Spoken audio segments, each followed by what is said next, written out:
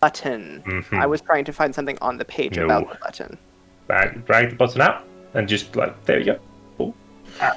And then underneath Warlock, if you open that, you will be able to scroll down and find it's only the theme there that I can see, but you can drag most of the things out like that, whatever you can find in here. Are we live? Yeah. Nice. So just coming in as we're all learning. Welcome everyone to Tales of TPK Into the Shadows. This will be the 8th episode, named A City of Mages. We have just walked over, I say. We have moved over from Roll20 over to Foundry because Tim found out that it was amazing and interactable. And thus I wanted to use this rather than what was done before. So I am going to be struggling today, and I think the player's also going to be struggling because of the because of the new things, and because it's different, and we're all learning. So today, I also unfortunately haven't had the time to make any maps because I've spent all time doing this instead. Sorry. Let's see. And while you're thinking, I'm just gonna give a shout out to the Master Man. No, don't give a shout out to Ben. I will, No. Because he subscribed to us for 2 months, so I'm still gonna shout out to him. Last month was technically mine because I paid for him. Oh, he did? Oh, so now I can shout out for you too, Tim. All good. So I want to have that open and close this. Nah, it's all good. Ben is an amazing friend and supports me like a wife, and I am grateful for it because without his support, I don't think that the Auber thing would have been written, because I would be stuck at many of the things, and just the ability to kind of bounce things off of him and use him as that bouncy wall has meant a lot to me. Cool. Are we feeling frisky to start? I'm feeling frisky. I'm not sure if it's ready to start yet. Sorry for talking over you there. How did you get the Great Old One thing to be in there? Because it's not. I can add an Otherworldly Patron, but there's no option to choose one. Give me a second.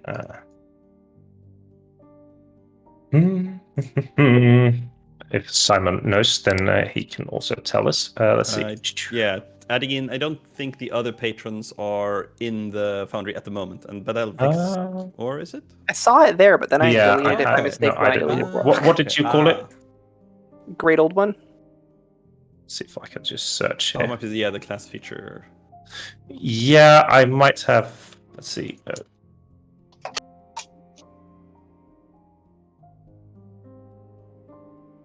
Yeah, does this feature an undo commands, like Control Z? Don't know if there's an undo necessarily. Maybe. I think that unfortunately it might be like what do you call it? There is a way somewhere to do it. Because as you saw, I did it before.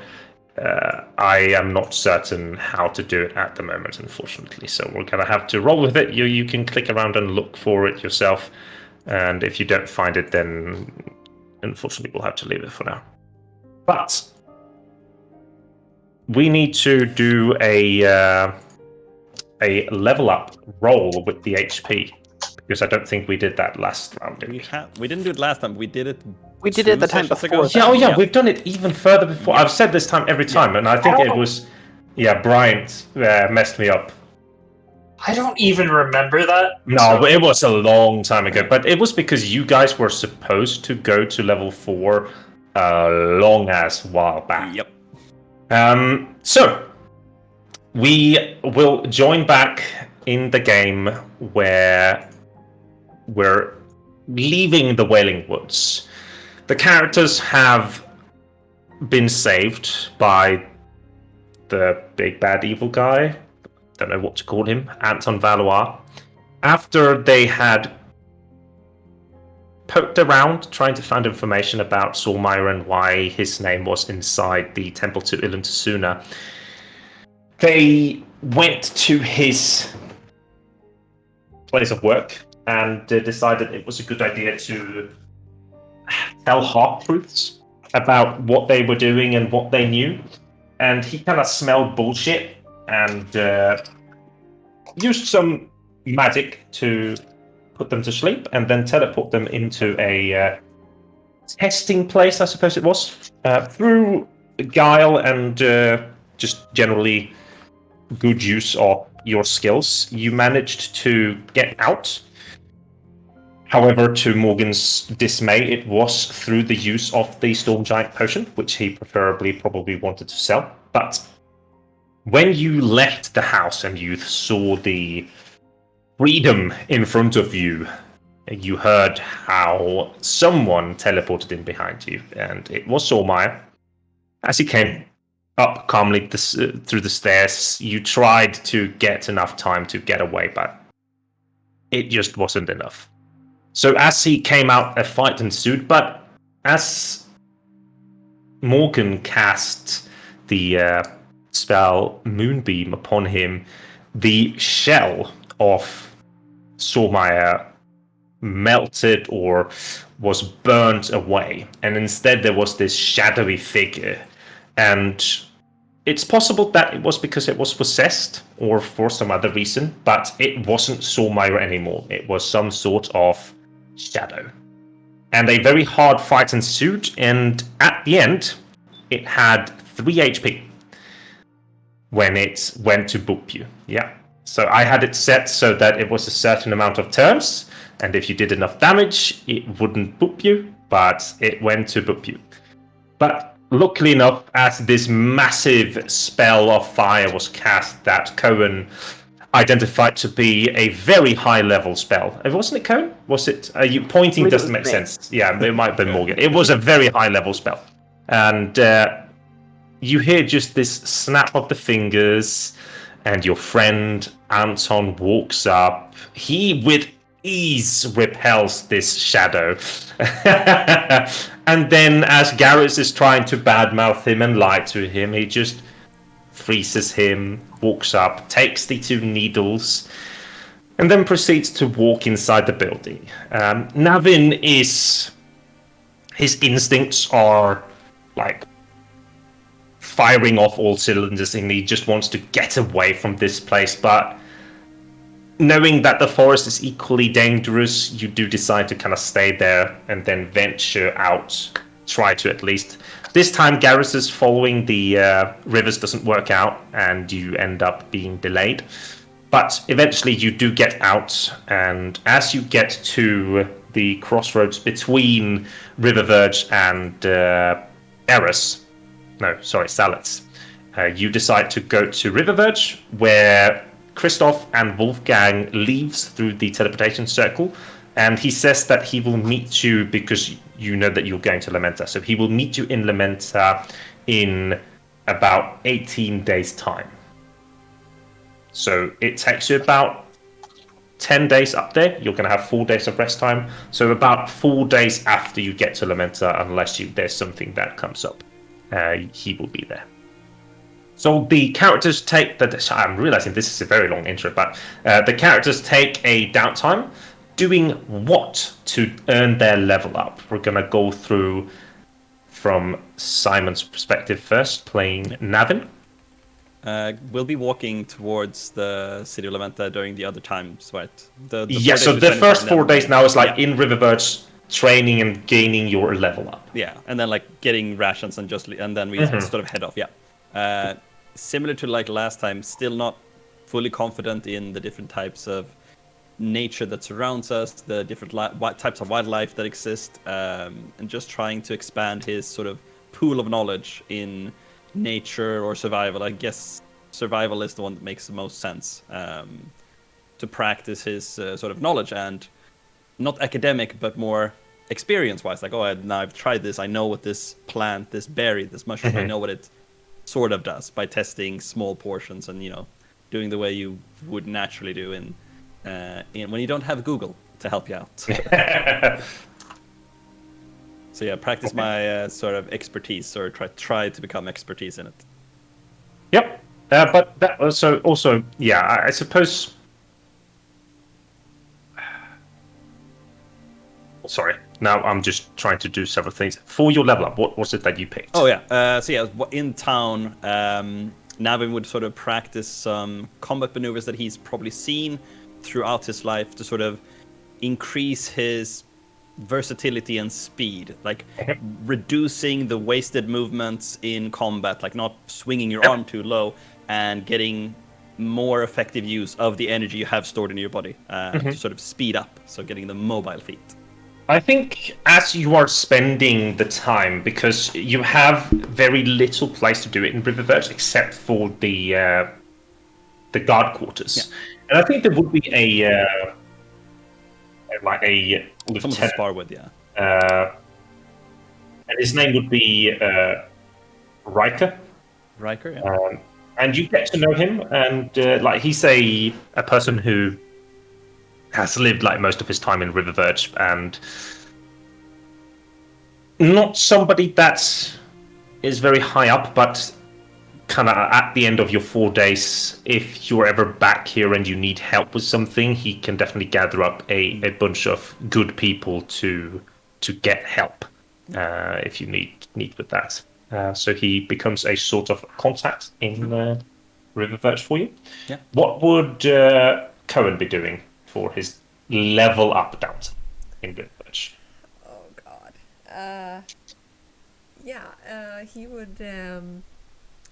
He would experiment with,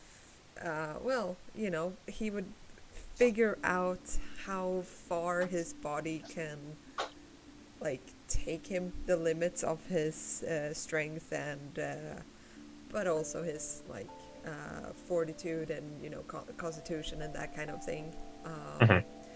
So he's, like, pushing through the nights as we travel. Remember, when we're traveling now, this is for just the level up, like specifically in town. Oh, in town, yeah. Yeah. I mean, it's fine to combine it because I know what you want to do to gain it as well. Yeah. I think then what can be done for you, since you started on a proficiency training, is if you were to get that paid for, because you started with sleight of hand proficiency, if you remember. Yeah. So, yeah. Sorry. You can pay for that. So I believe it is 25 silver. I'm just going to double check now because I haven't been able to move everything over here.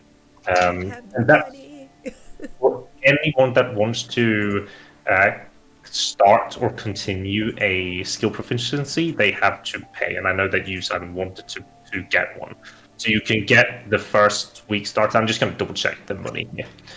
I'm realizing that this is turning slowly into a massive number crunch, but hey. Okay, so for Garrus, what would you do during level up in town? In terms of just the level up, Garrus would spend some time to the best of his abilities working on his formula, trying to improve the viability of his ward just so that it's more permanent. Maybe also working at some physical conditioning, trying to get his arm in better shape, trying to get himself in better shape, considering he's been sitting in a library for a while. But other than a couple of workouts, mostly just improving how many hits his ward can take, as well as exploring a few new avenues of ideas for spells he might have had. 15 silver, by the way, Cohen and Navin, if you want to start the... But practice expertise is free, isn't it? Expertise is free, yes. Yeah, because I have survival already. Yeah. Okay, yeah, because you started with survival. Cool. Morgan, what do you want to do for your downtime? For my downtime? Level up downtime, sorry. For the level up time, It's less of an attempt to get better and more of a giving in. I've feared the book for a long time, but with how difficult that fight was and how close we all came to death, I become a little more susceptible to the whispers in the back of my head and what they're trying to tell me. Yeah. So, just for you to double check, because I don't think we actually went over this. In my head, you only found the book after you left Lamenta. So, like, in Lamenta, when you were there and doing your studies, and like, as far as your mother and father and everyone knows, you were more of like, you know, a wizard doing the studies and blah, blah, blah, but, you know, not really having that connection that you have now, correct? Yes, like it doesn't really count from a gameplay perspective, but in my head I have like 3/4 of a level of wizard. Like, Yes, I know that you, like, enough but for all purposes, you are a wizard, like. Yes, I do consider outclass. myself a wizard. I don't Yes. really recognize what's happening. But the book is something that none have really, like, you were perhaps, you know, even, you weren't really counted as someone powerful or someone with even potential. Like, you were seen as an archaeologist that were just an archaeologist. And then throughout your travels now, you have very quickly found this power that you now possess. So that will be something new for the people there, most likely. Okay, awesome. Nice burp. Is there anything that you guys feel that you need to buy or do? Because we will be going on a journey that will be at the minimum like 190 kilometers. Garrus would like to get his hands on a spellcasting quarterstaff, if at all possible. Garrus also has no money, which is a problem. Yeah, without money, you ain't really gonna get that. What did you spend all your money on? Cohen, I believe. As well as... Well, technically, I believed I had more, at least in the moments, but I did... Turns out it was mostly Cohen's. Because So- because if that is something that you would like, you know, talk about, definitely Cohen would give you all his money. That is definitely how it works. So all the rest money, all of the money I have left, I'm giving that to you. Are you I accepting it? I appreciate that, Cohen. I really do. But I can't take this for nothing. But if I... No. I I'm insist. sorry. And just No, keep I it. insist you keep the damn thing. For now, I will figure something out. Are you- And Navin would like to buy some things. Yep. You can just purchase that off without. Don't know, ale and stuff? Or like wine, like it's just standard price as well, right? Or There is a So unfortunately, I haven't had the time to implement everything no, but here. I have the price list. I'll just use. Yeah, 'cause somebody has one Do you have price. it? Because I have it in Roll20. Yeah, if you exactly. can- Yeah, I have it on my other screen, but it only has Yeah, perfect. for the Yeah. main So ale. then, So how much do you want? One bottle, I guess, like a liter. I don't know. Aren't the bottle there? So what do you want? Alcohol, wine? I want one bottle of wine Okay. and then like how- a small keg of beer or ale. So, what quality are we talking? For the wine, Navin would probably ask like, you know, what wine? Like I'd like a bottle of wine, and then when they ask, like I don't know, something the highborns would drink, or you know, like fancy people. Then if you're talking the highborns, we're talking like Not the royalty, but sort of what maybe what Christoph would drink. we're talking 9 to 10 Ethereum per bottle. Yeah. But what did they drink at the last tavern we were at? Like, because they obviously had to make do with what they had there.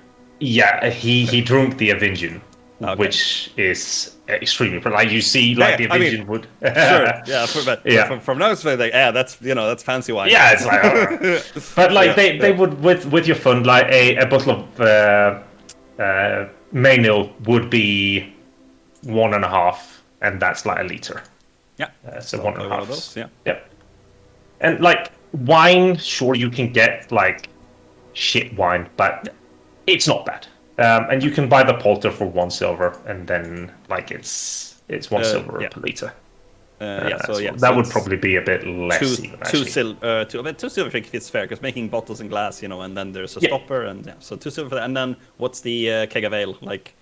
I'm imagining like 2 liters or something like that. So 1 liter per 1 silver per liter for a like mediocre ale. Okay. So okay, right. 1.5 silver for the wine. The wine. Yeah. And then and one. the So how many ever keg, like large keg you want? If you want 5, then it's 5. Yeah. Do I have to pay for the keg, or is that included in the volume? Included in the price. Right. Unless you want like a super small one. No. No. It's like 4 liters or something like that. Awesome. GM? Yes. Would it be possible to barter my current spell focus orb as well as a few other items in my sheet and exchange that for the staff in question? So you're talking like trying to sell other things to get that? I love how you are botching the names of things like Italsuna. You and my good friend James sucks when it comes to names. I just want to say that. For the orb, I think for the orb, and if you guys want to spend 1 additional day here for you to do some hard work with cartography, yes, you can change that. But that does cost you another day. And that's up to the rest of the place. Yes, Sarah. During the night, one of the nights, can I sneak some coins to Gary's? Like, I wanna, sneak money into his pouch, basically.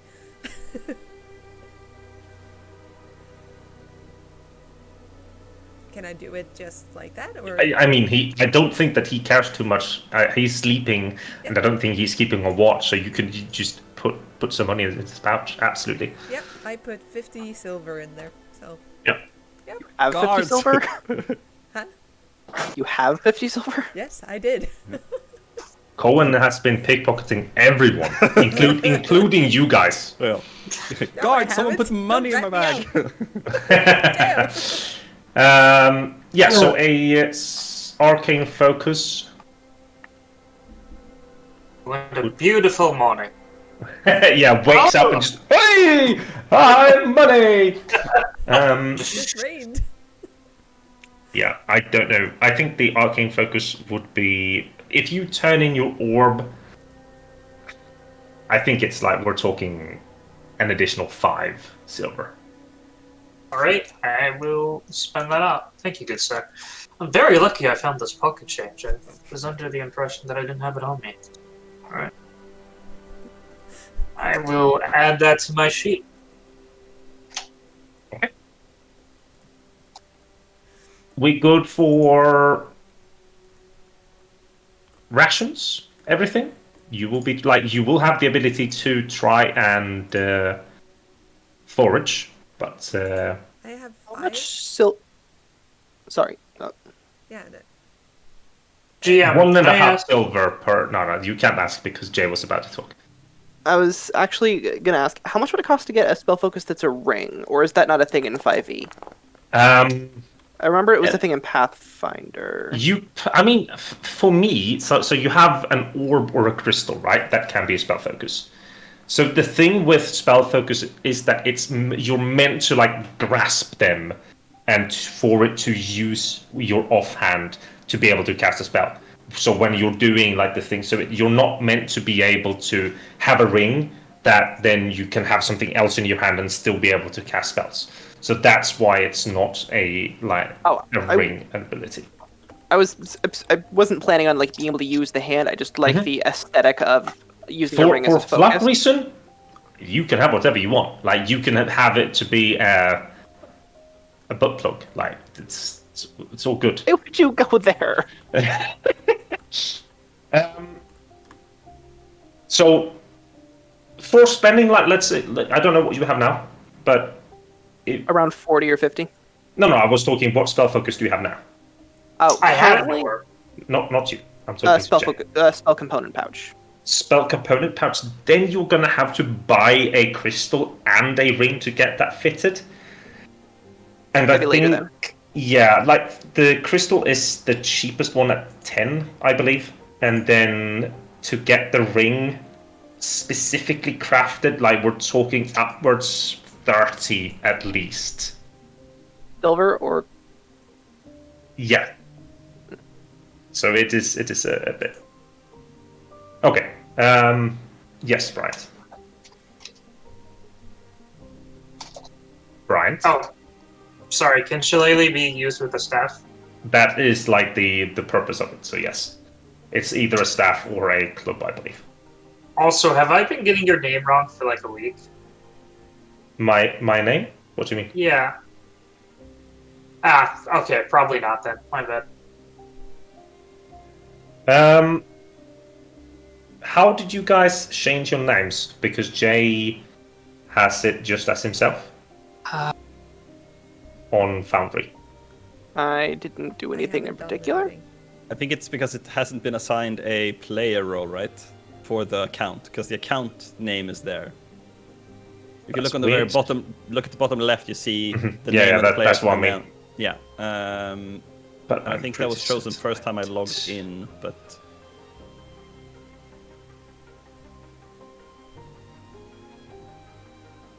That's weird. We'll see that later. Yes, Sarah. I was wondering, like let's see, a sprig of mistletoe. Is that something So- you could? Like components for spells, everything is inside if you have a spell component pouch or a spell focus. Oh. So for you, we talked about spell focus being like crafters Yeah, things, yeah. I believe. Okay. So anything that is not a cost is in there. Okay, cool. Thank you. Okay, we ready to get on the road, or The one thing that's waiting for me is HP. I don't remember when or where we rolled that, to be honest with you. HP? You've already changed it, so No, I believe that's from the tough feat.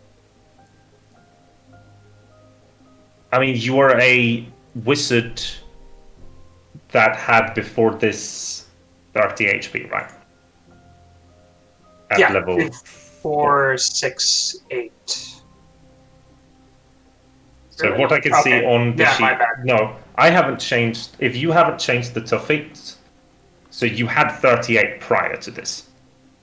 If you haven't changed it on roll 20, you might have. I changed it to 38 with the tough feat. Yeah. Yeah, so like to give you the difference, like Navin has 45 at level 4, so and he has a D10 class. So I think that 38. 38 is probably right. Yeah. Okay. Yep. Okay. We done with the shopping spree. Okay, good. Then I just want us all to know if you go to your sheets and you open up something that has an attack, either a spell or in your inventory for your item. If you hold Shift and then left click, it will roll it as advantage. If you hold Control and roll it, it will roll it as disadvantage. Oh, cool. So- It throws dice on the screen. Yes, it does. So just remember this, that for you to roll with disadvantage or advantage, it's Shift advantage, Control disadvantage. You can do it after as well, but it's just so that you guys know. Shift. Okay.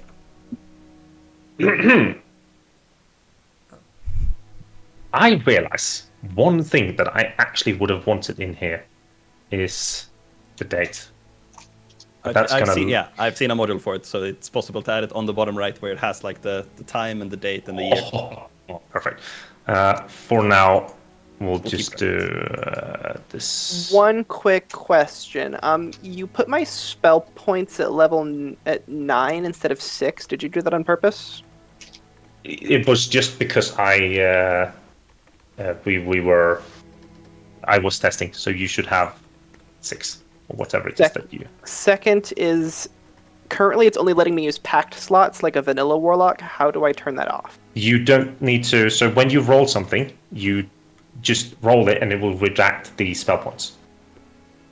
Okay, but it's expecting me to use slots like a warlock, so I physically can't cast spells at level 1. I only get 2 level 2 slots. So if I try to cast Ice if you Knife... just cast, if you set the first level slot, like if you set the first level slots here to 1, 1, and then down here to second level 1, 1, and now try and roll something. It will ask you to roll it, and you don't have enough SP. That's why you can't roll it. So if you go to your attributes, you see you have 0 out of 6 SP. That is why you can't cast it. Okay. So if you set it to Where 6... did you where did you add those slots? I didn't see that on my screen. On the spellbook, you see on first level in the middle, you see where it says 1-1 at the moment. Oh, that's the Yeah, slots. Okay. yeah. So you can just chase it. So now, if you try and cast Tasha's Hideous Laughter, and then go back to attributes, you'll see you should have 4 out of 6 SP. Excellent. I don't know what I did to the map, but I'm sorry. I don't know. What do you mean? By River Merge, there's a big Yeah, that's thing. what I told you. You need to go to the measurement controls. Yeah. On the left side. Yeah. And then you'll see a thing in the middle of it. Click that and delete. Thank you. One last question. The virtual dice thing, it just doesn't show you that when you're rolling it yourself? Because I clicked it and it didn't show me any dice. Because Tasha's Hideous Laughter probably hasn't been set up properly with the damage. Or no, it's not any damage or dice, that's why. Oh, there it goes. Yeah. Yeah, I tried Ice Knife and it didn't work, but that time it did. Any last questions now? What is the meaning of life? Yeah, shut up, Brian. Okay, you're setting out on foot then? Aye. Okay. So when we are setting out, it should be the 8th of autumn. Tim just need to make a note of this.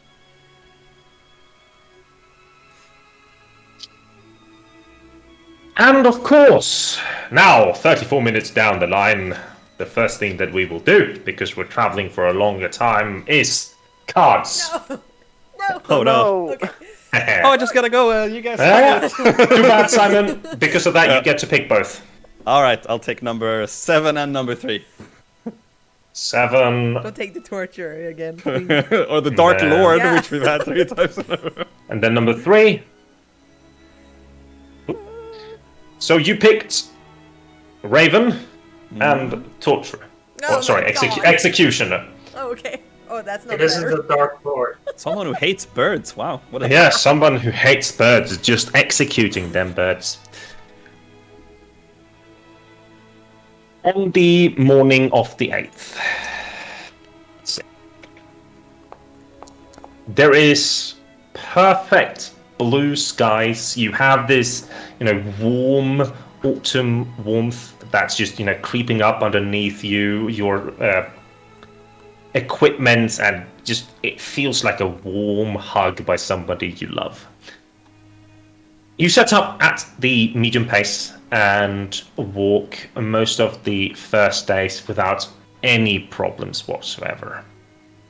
As you wake up on the 3rd day of your travels, you are getting to the bend. You have just passed the bend, and about midday or so on the 11th, Cohen would be the first one to spot it.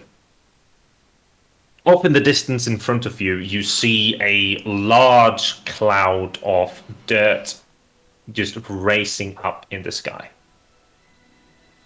Shortly after you notice it, like probably even before you get the time to think and say, the others of you also notice this large just cloud of smoke that is being raised. And it's more like dirt smoke rather than fire smoke. I point that out to the others. So by dirt smoke, do you mean like a plume of dust thrown up by motion? Yes, possibly. Maybe band of horses, potentially? Something with wings, perhaps? Is it close to the ground, or is it like high above the ground? It's coming from the ground. Okay. Is it moving towards us or away from us, or hard to tell, I guess. That's impossible to tell, Okay, I would say, at this distance. I look around and see if there's any place to hide for Yeah. us. If is it an open area, or are we like close to Where trees, you or- are is like south of Lamenta and Helena Woods is very open. It's not much for you to hide in. You can roll me a D100 to see if there's like any things. I'm gonna shook out Cohen's token so that we know where we are as well. 84. What? Yeah, sure. There would be like a gully, and then there's a small rise with a few hills that you can get up in behind if you want. Yeah. Yep. I sort of point. Yeah, I point to the cover and like, if we need to run and hide, we can always go there. Good plan. Bye. One more quick question, just so I can do this in the background. Where can I find feats to put in? Or do I have to enter those in manually? You might have to enter the manual. If you check the compendium, there might be something in underneath like classes or class features or underneath rules, but so far we haven't really Okay. found.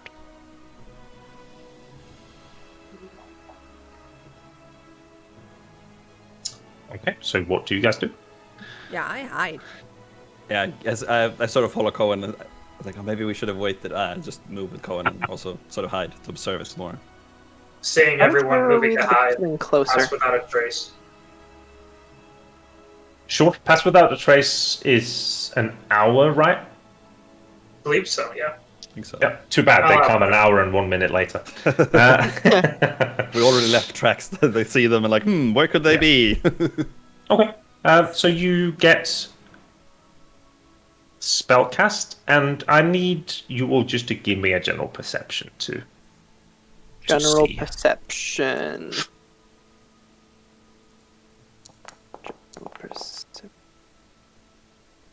Dirt in my eyes. Ah. Does it modify it on the virtual dice, or? Okay, No, it does not. it does not. So I think Morgan is the person that sees it first. Cohen shortly after. Navin and Garrus are too busy trying to hide and not to get dirty too much. What Morgan would see is first long poles with banners on top of them.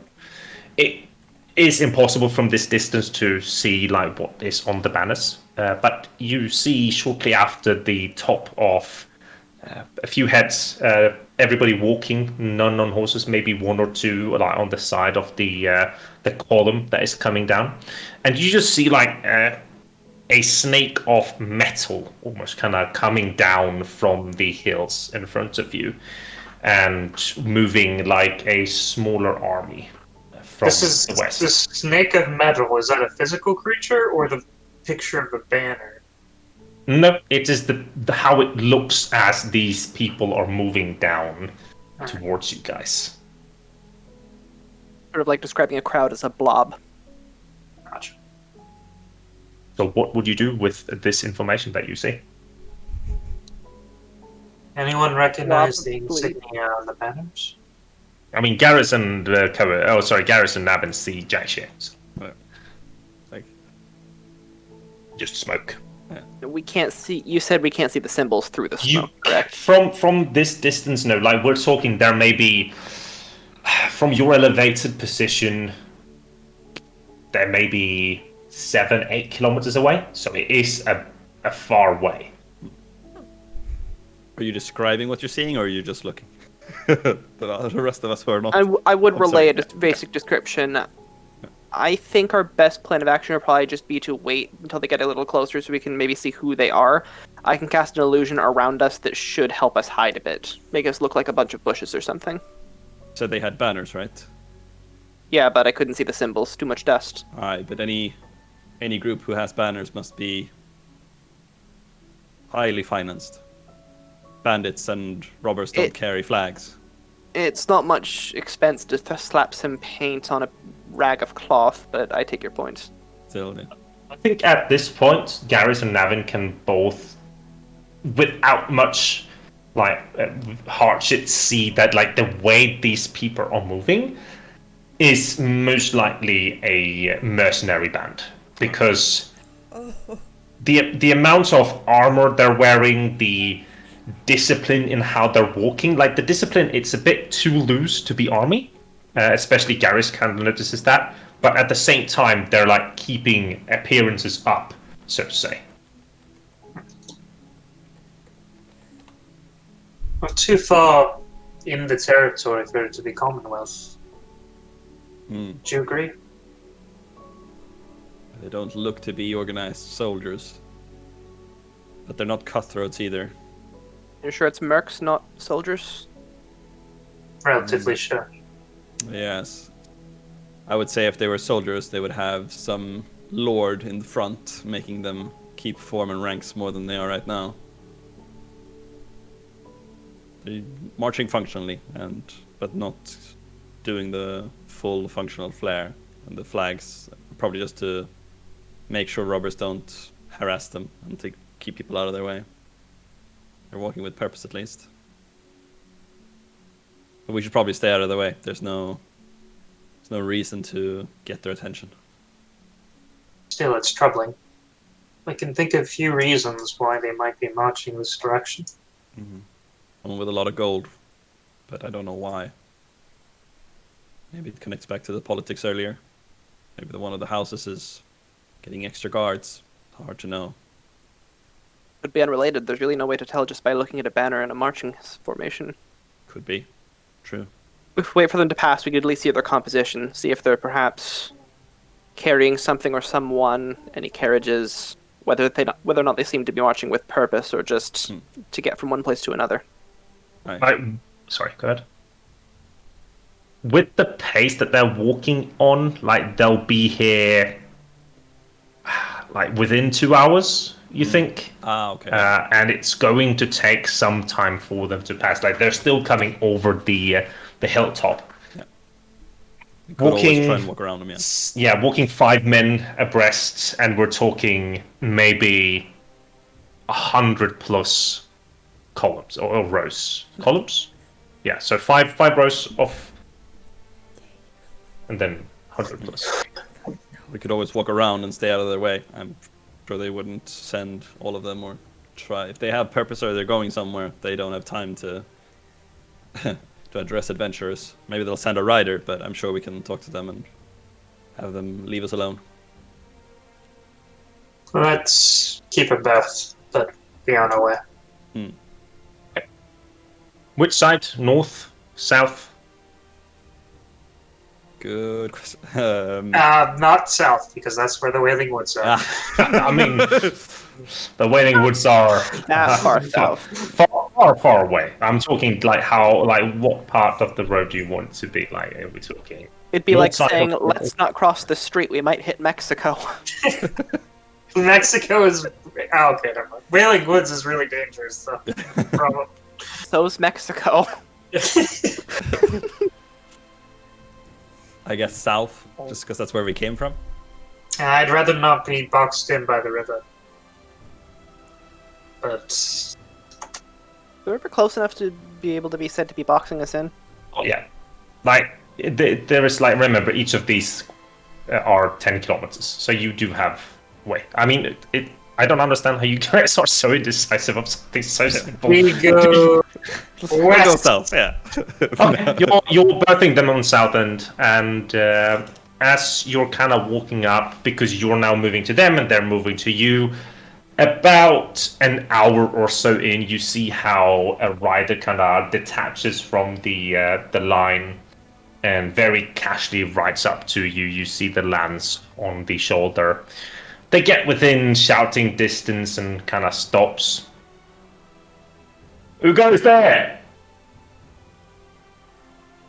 I look to sort of Garrus or or Morgan and then just 4 travelers on our way to Lamenta. Nods. Where you coming from? River Verge. Any news? None that I've heard. Kind of nods. Might be useful to know what you're looking for.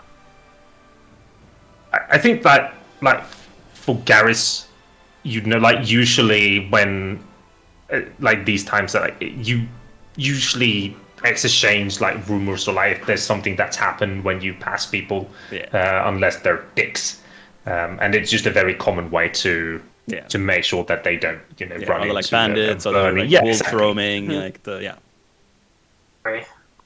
Yeah, it's fine. I haven't encountered bandits yet, which is a good sign. He kind of nods. We saw a pair of raiders. If you're going westward to Dragon's Head and into Commonwealth territory, they were maybe 2 days or so out of Eris. Larger company, 2-3 dozen. They ran when we came for them, but we couldn't afford to shake them off. So if you're going that way, be careful for the size of your group. Aye. Heard any news from the east? Not recently, no. Kind of nods. Well, be a good thing to stay away from there unless you want to get dragged into a larger conflict. We're heading down to Notty. We've been what's it called? Transcripted. Hired, I guess, or hired. Conscripted. Yeah, transcripted by the mayor. They're sensing some unease between the Holy Daring Dominion, so might see some war again. Sad to hear it, but and thank you for the news. We'll stay more to the west, I suppose. Good luck to your future fights. Nods and rides back off. Naughty. I guess war is afoot. Seems to be that way. Troubling news, to be sure. And also the raiders, of course, problem for us, but we'll have to stay more hidden. Try to be a bit more cautious when we get closer. There are 2 days. You said they were a 2 days ride out from Eris? From Eris, yes. I can't imagine they'd be particularly keen to lap at the hills of that company, but like you said, it's True. a good idea to stay. They are in the area. They may well miss us, but maybe we might want to consider taking a shortcut or going off the roads to be less visible. I hear you, but these hills are swarming with bandits. If we were to cut through to the north, we might as well. There's a good chance we would stumble on a separate company altogether. We're talking an additional like 130 kilometers not cutting around. Like just going past here would be 60 kilometers. Like walking around to the same point is 170. So it is an extra time. And since you guys have passed already the Raiders Coast, you know that there's a lot of dangerous shit down this road as well. Like even though now a large company just passed, there is nowhere, like this whole area here is called No Man's Land for a reason. Where are we, GM? Where Cohen's token is? Yes, where Cohen's token is. Sorry, I was proposing skipping this portion of the road and just cutting through here. Aye. Using the coverage of the forest sort of to our advantage and not staying on the roads where obviously raiders will put up ambushes. Or we might get unlucky. We might stumble upon the raiders trying to flee from the company. You know, it's always a risk, but I feel more safe when there is somewhere to hide than being on a plain road like this. You can roll me a history to see if you have any information about Illinia. Who? Navin? Or... All of you, because you're talking about it. Aye. I think that it makes most sense that Mr. What's his face knows it. Oh shit, there's a lot of rolls there. Missing Jay's roll, Morgan's roll. I thought I clicked it. Remind me what I'm pressing? History, right. Thought so. Plus 20. Right. Yep. So it makes sense that that you know it because, well, you grew up here. So let's see if I do this. You guys see it, right? Yeah. So a vast woodland area, which for the past 2 generations have been left almost completely to its own devices. With the Commonwealth leaving the area, there has been no dire need to harvest the lumber in the forest, thus allowing it to grow unchecked. With the little outside interaction upon the forest, however, there are those that have seen the value in living there. Larger bands of brigands have settled on both sides of the Visceral River, pestering the travellers and merchants that pass by the road on both the southern and northern end. As a patrol of Altweaker browncoats were passing by during a raid on a merchant caravan, they were able to capture some of the brigands. The brigands were clearly of Ashite heritage, one of them even seeming like a veteran soldier of rank. However, there is no way of clearly proving that the brigands have been sent by the Commonwealth. So there is a lot of interference from the Commonwealth even after they have left this territory. And whilst it is unsafe, as Navin is saying, it might also prove more easier to move with the foliage.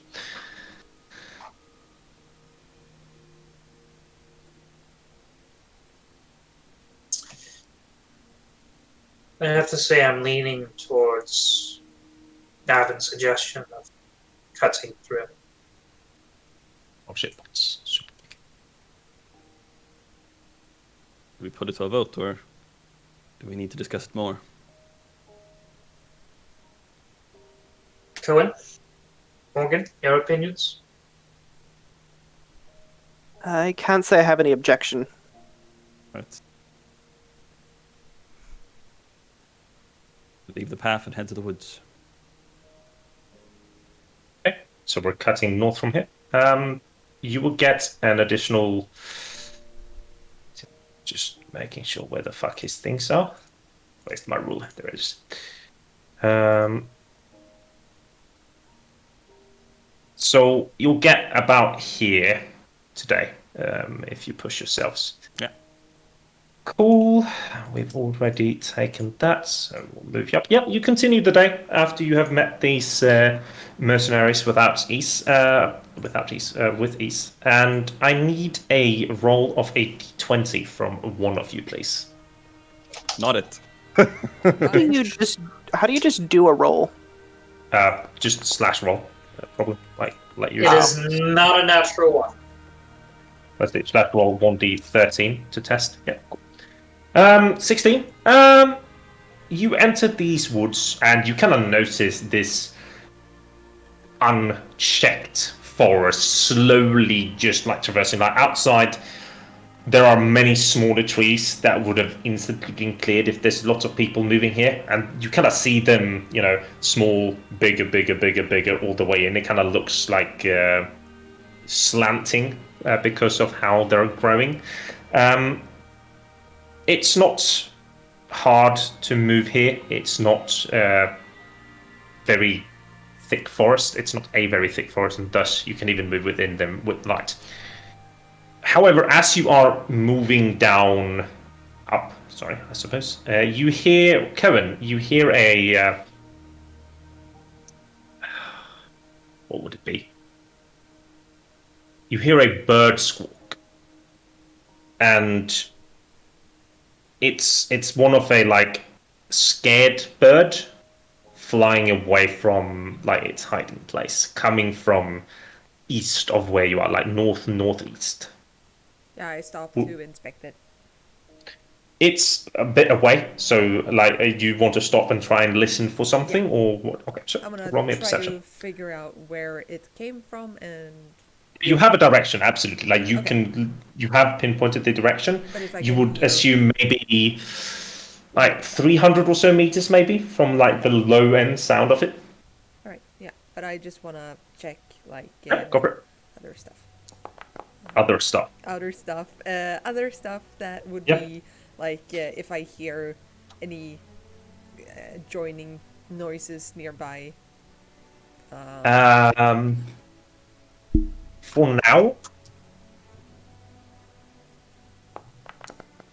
you don't hear anything more than the bird squawk, but it's a very like weird because it's been very silent. You know, you've heard birds before, and this is definitely something that has been scared. Yeah. But by what? Yeah, exactly. So I'm gonna remain there. Just and You three see how Cohen just stops in tracks, basically. I think Cohen would be walking like second or third. Navin is probably up front with Morgan, and then Garrus and Cohen in the back. Tronco. there's there's something in there. Something got scared. Could be You'd be a nothing. bit more specific. Well, it was a bird just flew away, getting scared. I don't know. One might be trailing us, or something. Could just be an animal. Could also be a wolves, or anything. We should probably sprint a bit and see if we can lose it. That's assuming that they know we're here already. If there's nothing If- following, nothing is lost. If it's something that may be hostile, picking up that pace is likely to, how do you say, alert us. If it's smart to notice that, it'll probably notice that we just stopped and had a conversation. I start sort of small sprinting instead of realizing like, why are we talking? I'm just gonna start sprinting, and if you don't keep up, well, that's too bad. Well, and I'm kind of like out of breath as I'm trying to keep up. Yeah. If we stopped, I could put an illusion, and we could hide and see what's following us is going to do. So after I guess after like a minute or so, like not running super far and then just stopping and then like, I also think that just by you saying that, you kind of realize that, what if it's an animal? yeah, sure, but it could be. I mean, it could just be No, nothing. I mean for Morgan's statement. Oh. Like, what if it's an animal? Then we'll know what's following us. Yes, but what I mean is, you've lived, and illusion is visible, and it's like, but your scent is still there. Well, we'd be in the area, so our scent would be there. But the visual might distract it. Yeah, that's everything I wanted to inject. Sorry, go ahead, Sam. For like a 1 minute, I sort of stopped, let everyone catch their breath. Like, well, if you want to set up an illusion or something, I suppose you do it now. Be quick about it. We'll do a little sprint again. It will stop working when I get 60 feet away. Suppose we could find a hiding spot. So I sort of start looking for a spot if there's like somewhere to find like a good, not ambush, like a vantage point, like you can look down at sort of like a valley or like a spot where you put the illusion, and then you can sort of hide and get away and break line of sight. And But ideally, it's it would be difficult somewhere. to do that quickly as well, because it's just like a few seconds and we just got to a new place where we haven't been before. And ideally, it would be somewhere where I can place the illusion on the scent these on. trail we're leaving. I have to look fabulous in my glasses. Roll me a D100, please, Simon. Yep. Oh, and also you got inspiration from chat. All right. Should I use it for this? I don't think so. No, that should have been probably on the history roll. Yeah, that's true. Yeah, that's true. Yeah. So just add it. Yeah. But we'll put D6. Maybe we can get to 70. Come on. Hey! When you look around this place that you currently stopped in, you have, you're on the outskirts of the forest. There's a lot of new trees, making for very poor foliage and very poor things to climb up in. There's a few rocks that you can maybe use, but then you would just be, on top of them looking down, and there's no good hiding spots here, really.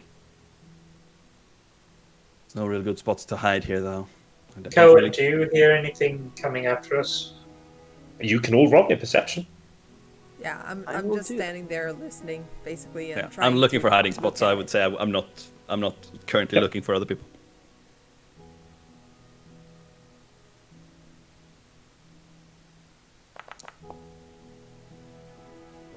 Should I also do it? If you're looking for and listening, yes, absolutely. Okay, cool. Sorry. This turns out to be a bunny. It's like, bunny. Nice. 12, 13, 14. You all stand and listen. The DM makes a roll. You try to hone your ears in, and Cohen, as you're about to kind of stop, as you're like, oh yeah, we kind of lost whatever it is, you hear a break of a twig a bit back. You try to look and see what it is, but you don't see any movements among the trees. But you definitely heard something breaking a twig. Sounds like we lost them. If it was even after us.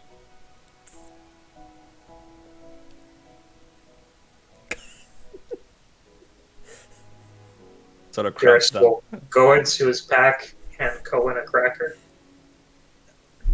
No, there's somebody up there. Yeah. Maybe. I don't know. I think so. Man or beast? I don't know. We should move. There's no place to hide here. And we're probably being followed if there's a second time we hear something. Let's get out into the open. How far are they? Why? Simple. Because we can't see whatever's after us. Well, If it's following us, they know we're here. We need to move anyway. I don't have a vendetta against anything in this forest, and I don't seek a fight if we can avoid it. And I start running again. Like northward into the deeper forest, or more westward out of the forest? It's like further along the path to go west. I didn't hear where the sound came from, so it's more like, natural, towards west. Like continuing where we ran, because I assume we ran. Yeah, like, you're heading north. Like that's the thing. Okay. Like you're heading north, tiny bit west. Yeah. But like for the others, like you guys see Navin setting off, like especially Cohen. Like Cohen, if this is where you heard it coming from, Navin is like running this way at the moment. So you're like here. So he's running almost towards like parallel towards it. Ow. God damn it. Yeah. Okay, yeah, I try to stop him. Yeah. How? Yeah. I try to I'm run not like, after him and just stop. I sort of like, turn my head and then stop. Like, It came from here, I think. I don't know. I start running the opposite way of where he's pointing, and I think at this point, as you're standing there and talking, you hear like the creaking of a tree being like pushed, and then you see like coming out from behind a few trees up there, you see a large, fluffy figure. We're talking. Yeah, like 10 foot, almost 10 by 10, like a fucking chunky fucker.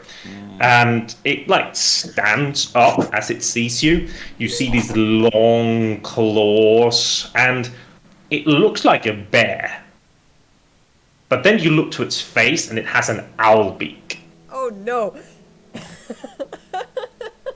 And we're gonna roll some initiatives here. Would Lamentans know what those are? Albus? Probably. I thought so. It makes walking sense. nightmares. The master man. Because, I mean, Just wondering, they are. is my microphone better now or worse? Just checking with chat here. This was very large. Can I make this a bit smaller? Hey, GM, I have a bit of an awkward question. Sure. How do I roll initiative? Yeah, Yes, I'm we'll thinking get Get to added that to in the a combat moment. order, and when we get added to the combat order, we can roll the initiative on the. So if you go to the top right, you'll see the the chat and stuff. Next to the chat icon, there's a fist. You can click on that, and that's the combat tracker, and that's where you'll get the option to roll initiative for your token. So I can't listen up. And now it did this weird ass thing again, where it's just like, yes, we're gonna have no pixels. See, so we're battling on a 3x10 battle space. Yeah, Awesome. it's so weird that it goes to so goddamn small. Like it's set to be a certain width and a certain height, but then it's just like, oh no, we're just gonna make it super small, or we're gonna make it super big. Yeah. It doesn't have any. I think that's enough to fit the screen. Mm-hmm. Cool. You Yeah. guys So can't see my ruler measurements, right? yes, we can. Yes. Oh, okay. I won't play with that then. So everybody, just make sure that you set yourself to full HP. We're gonna do this. Then you two are gonna be back here. Everybody except Garrus should have full everything because he used a spell. So can I draw with the polygon? Yeah, we'll just draw a few ellipses here. So can I? I probably can, but I can't be arsed. Yes, I should definitely have used a battle map, but Eh, I can't have didn't everything. have the time. No, can't have everything correctly. Don't want to accidentally steal something from someone either. That would be rude. All right, Cool, you have to purposely steal it from them. Yes. How the fuck do I change the color of this though? If you go on the right click on the scene and then go settings, and then it's like the background color should be there. No, I want to change the color of my drawings. It's should be able to wait to select them, I think, and then maybe right click on them. Do I actually? Oh, that's. I think you can do it on multiple as well if you have. Yeah, I can. But that's fine. It's all good. Might be a drawing module. I don't know. That probably is. If yeah, it's like there's an app for that for Foundry, but there's a module for that. Yeah. Cool. Tim just trying to set things up. I didn't actually think that we'd have to run into this, but the... We just had to check everything out. Yeah, you did. Do I have a... No, we're going to have to use this token. This is not how it looks, but this is how it will be. Just to have something to use, can I double the size of this? So it's 2x2. Cool. So that is a tar monster, but you don't have to worry about that. Okay, Simon, you said something about initiative tracker? Yeah, so if you select all the tokens and then right-click, you can add them to the active encounter. Or I think you have to start an encounter first. And then and where the fuck do I do that?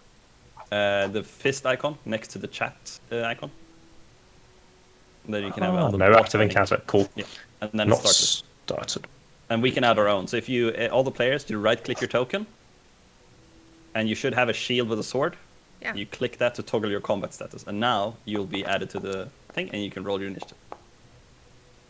When I right-click my token, nothing happens.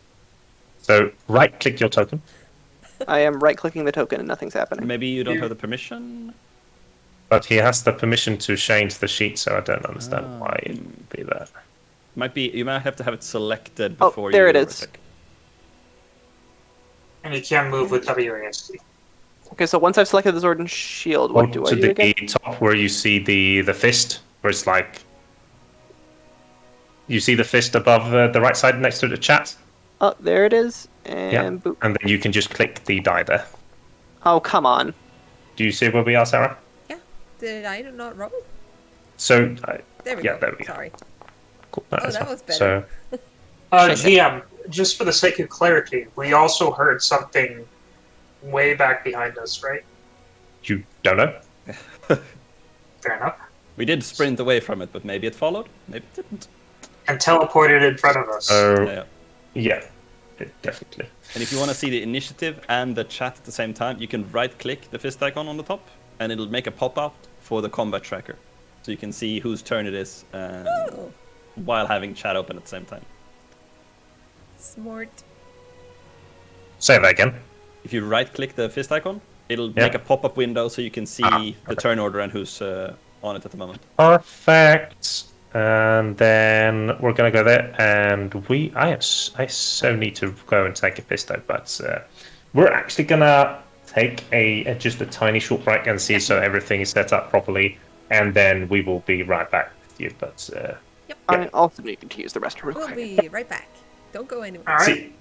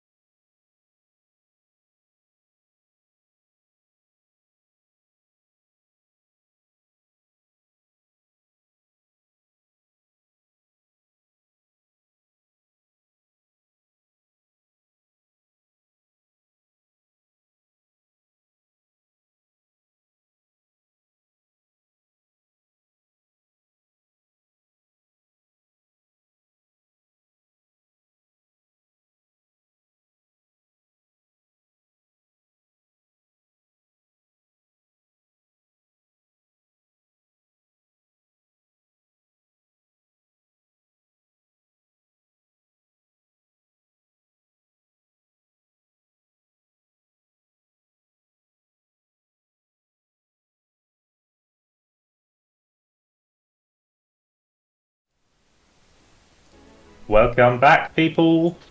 As Sarah's just jutting us out in to this. Literally like 1, 2, 3. Yeah, go. just 1, 2, 3, 9, you were 3, 2, 1, and then we go. Okay.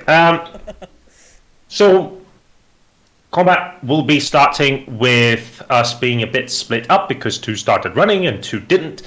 And as they did, this very nice owlbear comes out from the corner. However, it is not his token, but it is what it is. So, Navin, you are the first one in the combat. Yeah. What do you want to do? Could I roll either nature or survival check, whatever would make the most sense to sort of like, what would be the best way to not anger this beast? It is like Oh, okay. you see, like it wants a part of your Okay. flesh. Okay. Can start, owlbears yeah. feel evil? Be evil, or is it just hungry? Could be. I'll take my shield and hammer and sort of face it and start backing up. Yep. But not going past where Cohen is, essentially. Sort of being the front, like, move away. Your vision is based on movement. Yes. So we don't attack it? Not unless we have to. Okay. And I'll just hold an action in case it comes close. Hold what? To do what? Eldritch Blast. I can't say that. Eldritch Blast. Yeah. When is Eldritch what? Blast. What is the trigger condition? That the owlbear tries to attack Navin. Okay, so if it attacks you, then you won't attack. Yeah. Okay. Sure. How If many it goes conditions in can for you the apply to a trigger? Could I One. say You see how this owlbear, standing on the back feet, just hoots angrily at you as it starts just running down to Navin, and it is about to attack. Then the Eldritch Bass goes off as Ian comes out of Cohen and just nice, good hit, shit damage, and Yeah. the how can I do this? Yeah, and then it stands up on its back feet and just rakes you. So he's got a rake? Yep. And you can't see these dice, right?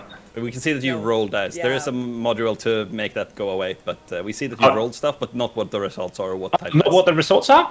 Nope, we don't see No, that. we just see a bunch of question marks, That's perfect. more or less. So this thing just stands up, swoosh, swoosh, your shield, but then it comes in and bites you with the beak. And you will take a whopping 15 points of damage from the bite. Yep. As this thing just sets its beak in you. It basically takes your shoulder tendon and just Yep. snaps it out. You make a bit of a yelp. Garrus, your turn. All right, I have an idea in mind. First and foremost, how tall is this tree up in this corner here? Would you say it's over 25 feet? Yeah. All right. So I'm going to try and do something a little technical. I want to place a shatter originating from this point here. Oh, okay, it's centered. You can make your things. So, if you click on Shatter, if you go to cast it, you'll get the box for it. Right. So you just go to click Shatter, and you'll get the box. Not like that. Whoever placed that. Go to click shatter. Yep. I Just might click. not have the range for it. 10 Just foot click. sphere. Click the roll, and you'll get the circle on how much it shows. Nope. Would it be Sorry. possible to put a shatter here, There you go. I mean, bring this tree down, and have it fall on the owl bear to try and pin it in place?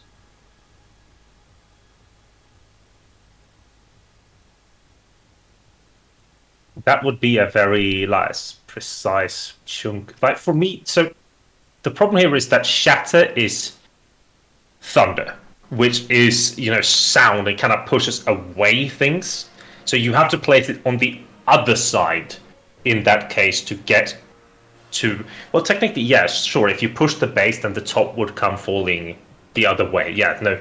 Yeah, it's possible, but it's more chance-based. If you wanted to land on the owlbear, it could also hit Navin.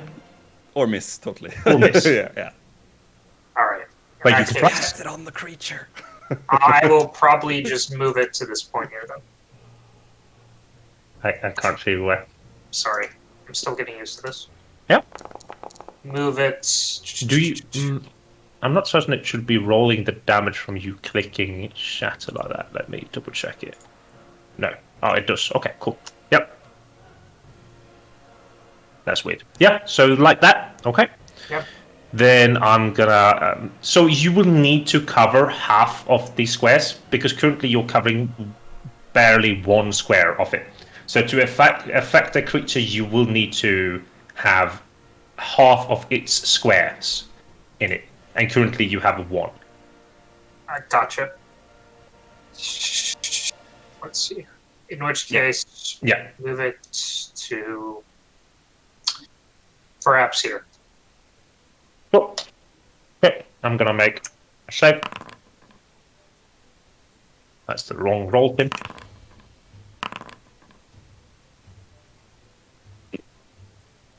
Okay. And then the damage was 12. Is there an easy way to do this? Probably not.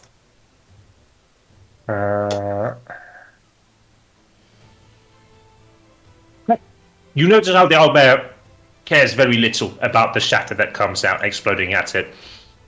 And it is then next Give me a person's sec. turn. I still have movement.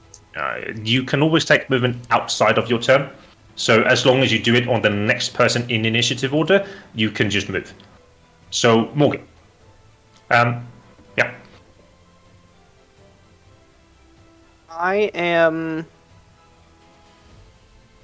I think my best move will probably be to...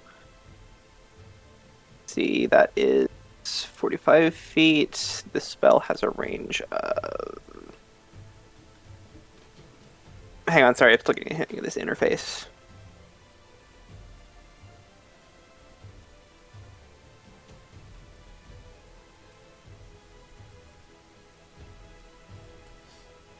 It doesn't tell me that... There it is. Yeah, I'm going to cast Healing Word. Oh, of course. So, congratulations, you get a point of health Healing is back. healing. Right, it's better than nothing. Okay, that's bonus action. What are you going to do with your action?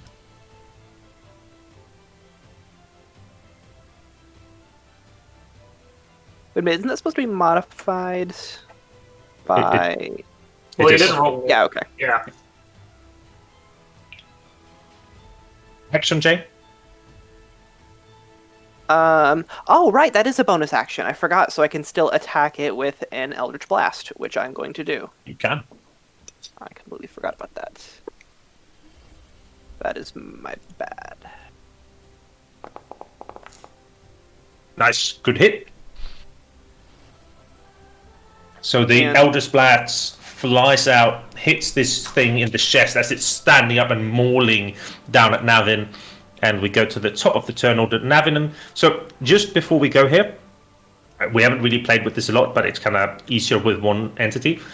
Now that there's only one entity, you can do group initiative, meaning that if Navin and Cohen want to swap places in the turn order, that is fine, because you are like after each other. So if one person has a very cool thing that they want the other person to do first, or blah, blah, blah, you can do that. So you're allowed to kind of talk with each other about that. But now, I will use my bonus action and grow in size. Nice. Using my ogre's might. can you do that yourself? I don't think I have the option to change my token, I'm afraid. Thank you. And then I will proceed to whack him with my warhammer. I'll try and trip him, I guess. Although I don't have... I guess if I hit, we'll see. Yep. It's a hit. Nice. How do you yeah. want to go about trying to trip this thing then? Sort of hitting him on the... Because sometimes he stands up on both legs when he attacks. So when he does that, like, and just try to Yep. smash his leg under. So you go down and like you see this thing like look at you, and with surprising intelligence, it jumps. Like you hit it Yeah. in the knee, like as it jumps, but it stops itself from being tripped. However, the D8 is still in there. It doesn't take extra damage. It does take Right. extra damage. The To saving be throw is the right certain. Oh, I don't have it on there. I have it on the roll 21.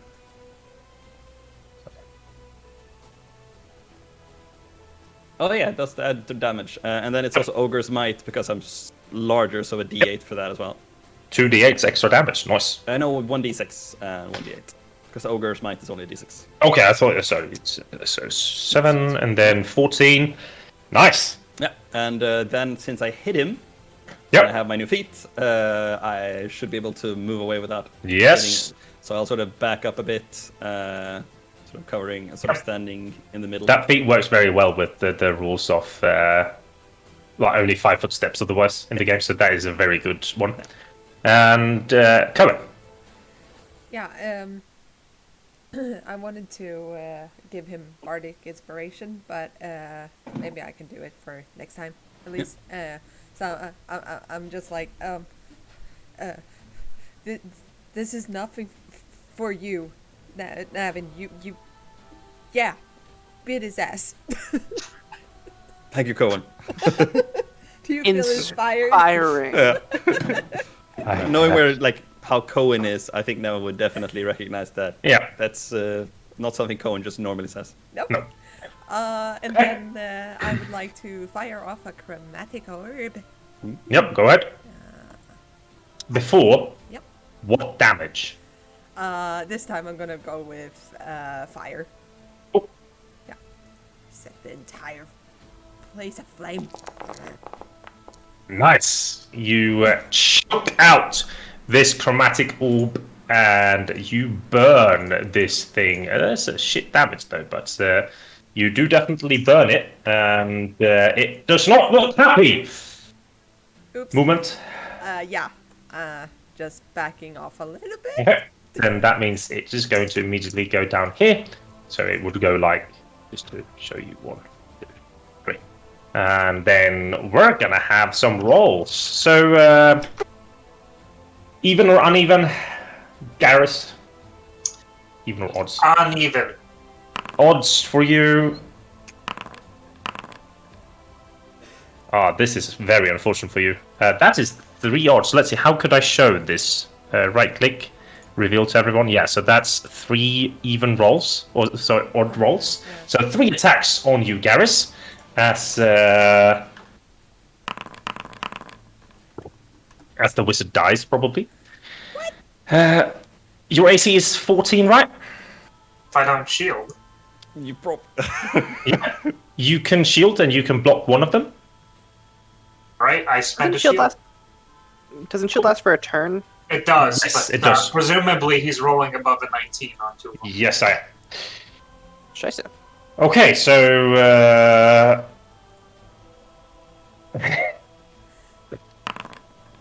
yeah, cool. You will take. Oh, that's bad damage. Good for you. You will take a whopping 23 points of damage as this thing just rakes its claws into you, and you need to roll a strength saving throw as the second attack hits you, and then it is your turn.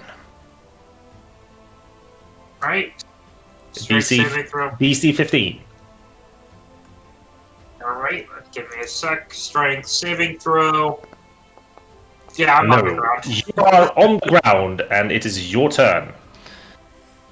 Navin, little out, and let me see what I can do, because that changes matters substantially. Yeah, understandable. Half my movement to get up would Yep. provoke an attack of So opportunity. that is the. Oh, let me double check. I don't think I implemented that in here. That was an old rule that I had in. I doubt it is. Prone is just you stand up, half movement. Let me double check. Prone. Whilst being prone, melee attacks against you have advantage, range. No, there's nothing like that. You just have movement standard. This thing looks like it's a pretty hardy creature, I assume. Pretty Hardy, hardy, yeah. healthy, constitutionally strong. Possibly. I mean, it's large and fluffy and like. Shadows. Right? I'm going to spend half of my movement to get up. I'm going to transfer the remaining energy in the ward into the staff. It starts to glow basically a light blue. Bring the staff overhead and just try and hit this thing in the head. Nice. So bonus action, shield a line, then smack it, I'm assuming? Yeah. Oh, yeah. That is nice. Magical bludgeoning damage. As you... Can I just... No, yeah, that's good. Nice. Yeah, you smack it on the head, but like... It just turns to you, and now it looks almost even more angry at you. Morgan. I mean, he's a wizard. He's eating things. Okay, so would my phantasmal force buff thing function? I asked a question in the chat about phantasmal force. If I use it to, for example, make it believe that someone's weapon is flaming, would the psychic damage proc on attack or on my turn? I mean, as it should be. But, I mean...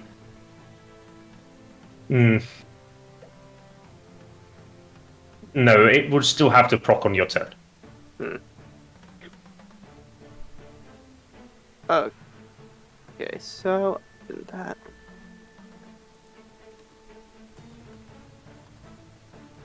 Okay, so instead of that, I am going to cast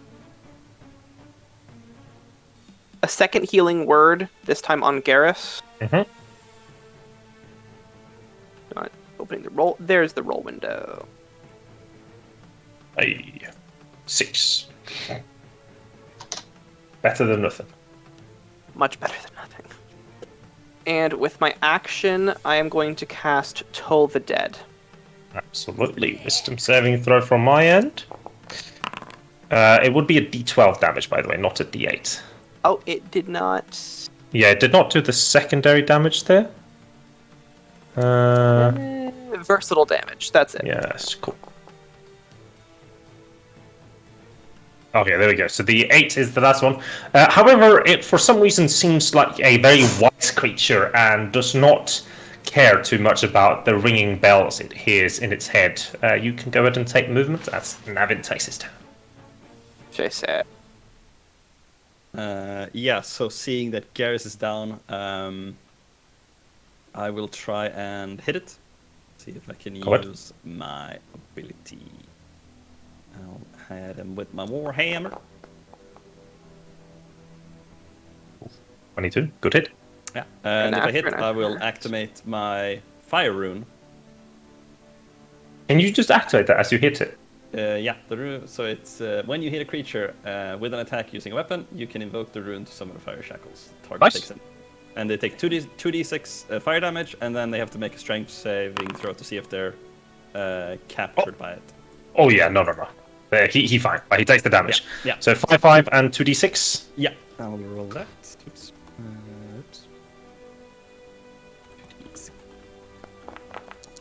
Lump. Right, it is starting to get hurt. Yeah. What else could I possibly? I can't really sweep Action him or search. move him. Yeah, I guess I'll do an action search and try to attack him again. Yeah. And it'll be with the ogre might will only work for the first one, so the d6 one. So hit for 11 points of damage. Nice. Yeah. 16, after that? technically. That's no, it's not the ogre mice. That's what he just hit. You notice now how when this thing seems to fall underneath like a certain threshold, if we're speaking gamer terms, you see how its eyes just almost opens up to an extent where it's like almost impossible. You see the eyes popping out, almost the feathers turning white with a bit of red inside it, and this thing is now enraged. Come on. Not scared. I run up towards Garrus and will. Can I move my token? Why can I not move it? Can I? There we go. That's 35 foot, though. No, I counted it. It was 30. You Yeah. counted it from the square in front of you. Sorry. So Damn it. 30 foot is here. God damn it! Okay, yeah, I'm not gonna reach him for that then. Oh, god damn it. Do it. Yeah, okay, no, I'm going to Eldritch Blast this fucker Okay. Yeah. instead. From from where Okay, you're standing. Cool. It takes a tiny bit of damage. But hopefully it focuses on me instead. That's kind of... Oh no, right. absolutely not. Oh, god damn it. Yeah, so let's see. Does this work? Still to do. Does it work? Yes, it does. Okay. Yeah, it is going to attack you thrice, Navin, I think. It's going to attack you... let's see for the last one. Odds or even, Garrus? Even, because odds have failed me. It's a 3. So yes, it will attack Navin Yeah. thrice. Come at me, big boy. First 2 attacks. He will take a total of 26 points of damage from. I will use my Way of the Mountain to reduce some of that. Yep, go ahead. Should be able to roll it, I think. Ah, yes. Very nice. Nice. But that should be... Plus, yeah, I didn't add the plus my Constitution modifier. But yeah, so plus You 2. can add that in Yeah, I'll fix it. yourself later. And then it's going to do... I need you to roll me a Constitution saving throw. You said 22 points of damage, or how much was it? 26 minus 7, so 19. I already plussed my HP, so I plussed HP, and then I just took minus the total damage. Sure. However you want to do And it. then Con you save, said please. Con save. We have it over there. And I believe I have a +2 on that due to being... Yeah, it counts that. So, no, maybe it doesn't. I don't think it Plus does. 2 to it from being large. That seems like a weird modifier to add, but I think it does have that for the... yeah, it's all good. Maybe it's... No, it's advantage on strength saving throws. Yeah. It's a Frost Rune, maybe. Yeah, Frost Rune. +2 to saving throws and ability checks that use strength or constitution. And that's just active? When you have... Oh, you have to activate it. That's true. Yeah, it's not activated yet. How long is it activated 10 for? minutes. But 10 minutes. it's the Frost Rune, not the Fire Rune. Yeah. So, you will take first 10 initial damage from the bite, and then you feel like something seeping into your wounds. You feel how this anger starts to consume you, almost, but you manage to just burst it out. You do take 3 additional points of necrotic damage from managing to sustain it. And then it is going to take 2 attacks of opportunities as It's trying to run away. it runs. Oh, good. You better run! I let it go. I do not want to risk. Minus the d6, yeah. Yep, so... Uh-huh. Cool. And then Garrus. I sigh to myself, turn around, and start tending to my wounds. Okay. Morgan?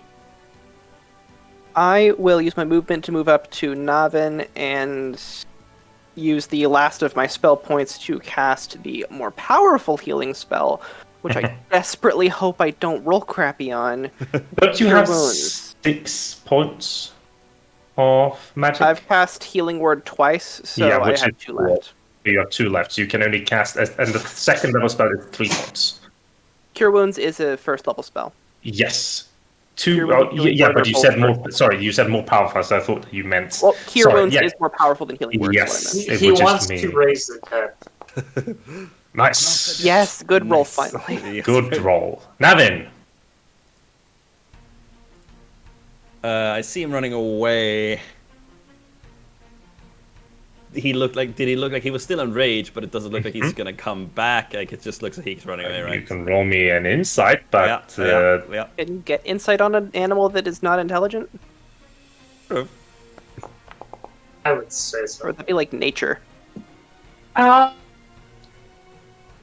think you've seen enough animals like this in the wild to know that it's gonna fight to the death.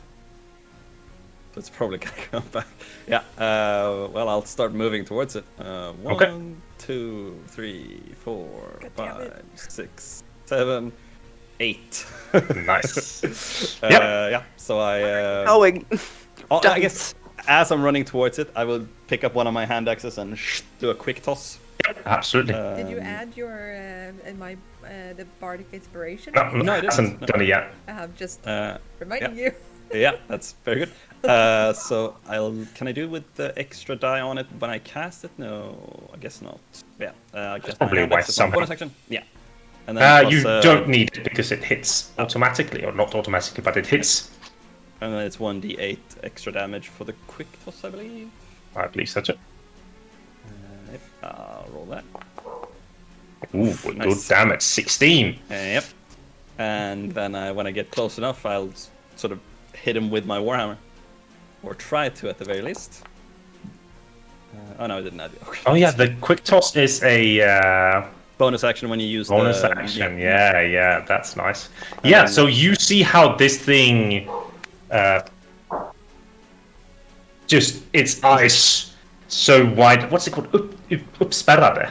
Yeah, Like, That's like crazy pried open, eye. or like yeah, fuck it, I don't know. You see, and how they just kind of close down. I need you just roll me a perception check Yeah. as it falls down onto the ground, slumped over, and you get this one for free.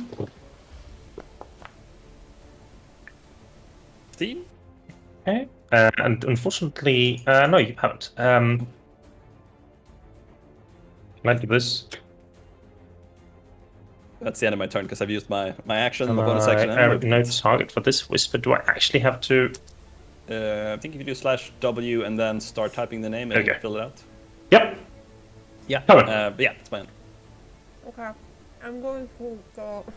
It's fallen on the ground. It looks. Oh shit! Okay. I said. I go over to Garrus and cast. Save your spell slots. So be I'm not doing that anyway. I'm casting Cure Wounds on him. Can you reach him that quickly? Oh, Oh, you I said mean- Garrus. thank Yeah, you. Barry. nice. Good Yeah, roll. And Right. then after that, I'm gonna follow. Yep. Navin. So that's 25 foot. Yeah. So you all look at this thing and it's like, yeah, it's dead. But you see Navin still standing there, like very much on the ready. And this thing has its relentless endurance propped, and thus is back with a tiny amount of HP. Stands up and is gonna attempt to. We'll do the bite first this time Yeah. because it's fun. Oh yes. Standing, be using movement, and thus provoke an attack of opportunity. Only if they move away, but they don't move away. They're still in. They haven't moved Concept, beyond. please. Reach. Don't fail. What did you say? What kind of save? Con save. Con save. Here we go. As you feel the anger seep into you. Yeah. Oh, yes! This is perfect. Wait, aren't you all Twicky? You are you are enraged for the Yeah. next turn. You Yeah. will attack anything that isn't the owlbear Yeah. that you can reach. It sees the enrage in you Yeah. and then just rushes Cohen and is gonna try to attack Cohen twice. Come on, crit Tim. Oh, so close. What did I do against you?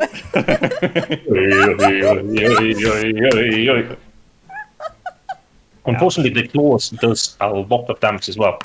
Cohen, Yeah. you take from the crit 22 points of damage. And then the other attack that was unfortunately not a crit, but very close, rolls the damage for that as well, and you take an additional 11. You take 33 points of damage in a short burst as this Auber just... And then it is Garrus's turn. You go from like being, I'm gonna tend my wounds. Cohen walks up, heals you, everything is nice. Then you hear the Cohen just almost, and you turn up, and this fucking thing is still alive. I am going to turn around and quickly use my broken hand to weave a spell and cast Firebolt out towards him. Yeah, Just don't as miss. a small ball of flame runs after him. Alright, Nice. that's not a miss. That is also max damage. No, it's a D10, almost max damage. How do you want to kill it? I want to send the Firebolt straight into its maw and begin to just boil its innards as best as it can. Nice. Cohen, I don't think that you even like register what's going on. No. You just feel pain, and then this thing just Yeah. Yeah. dies and falls down. Okay, so it's my turn now, right? Yes, but as for your passive perception, you have like the only thing that is for you is this thing is dead. Remember why I had 9 spell points? I was gifted a low-level spell from the chat last session, but I died before I could use it. Does that continue No. to exist, or did the chat waste their points? It's not that it goes above your thing, and as for why you had 9 spell points, was because I had implemented it like that, because I wanted to test things on your sheet. You have 6, and that's it. I was gifted the low-level spell when I wasn't even missing any points. So then that it was used, unfortunate. Like, it's basically the low level spell points is that they refill what you have. They don't add to above what you have. And it's not something that's cumulative, as in if 100 people give you that, you don't get 1,000,000 spell points above. Okay, so I'm just completely out. So did I see it go down again? Yes, you see, like, now its face Did I is see boiling. it go down the first time, I mean? You did, but, yeah. This time, like, it's burning and, like, it's making no movement whatsoever. It's just laying there and it's Very burning. good at faking that. I'm still going to cast an Eldritch Blast into its face out of spite as I run over to Absolutely. help Cohen. Yep, that's fine. Do I need to roll that? Yep. Da-dun, da-dun, da-dun. Cool, you hit Curran. No, you just into the ground next to it, like Wait, you were didn't that trying mean to finish Shouldn't it that off. have advantage anyway because it's No, not moving? disadvantage because it's prone and it's on Yeah, the it's- ground, so yeah, it's It doesn't matter. But it's also not move. 10 feet It tall. doesn't matter. Please move over to Cohen where you want to stand. Okay, then Navin, Yeah. nearest target. yeah. I- I'd probably use second wind to get my HP up so I can fight longer. No, you don't have that No, like no. sense. It's just Okay, like it's blood. just- yeah. It's That's just rage, anger. And Cohen is standing, Great so side. yeah. I forgot about that. I meant to cast an illusion. Dang Yeah. it. That's why, like, you wouldn't have known anyways, though, because Yeah, that's for sure, yeah. metagaming. Yeah. That's it. So yeah.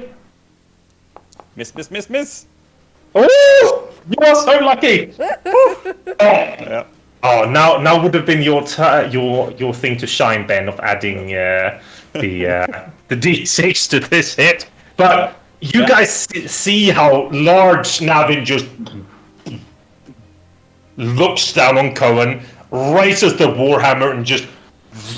And the moment like the hammer hits the ground, like his eyes just like closes, shakes his head, and you see them retort back to normal. And we are out of combat. So drop my shield and warhammer and reduce the size.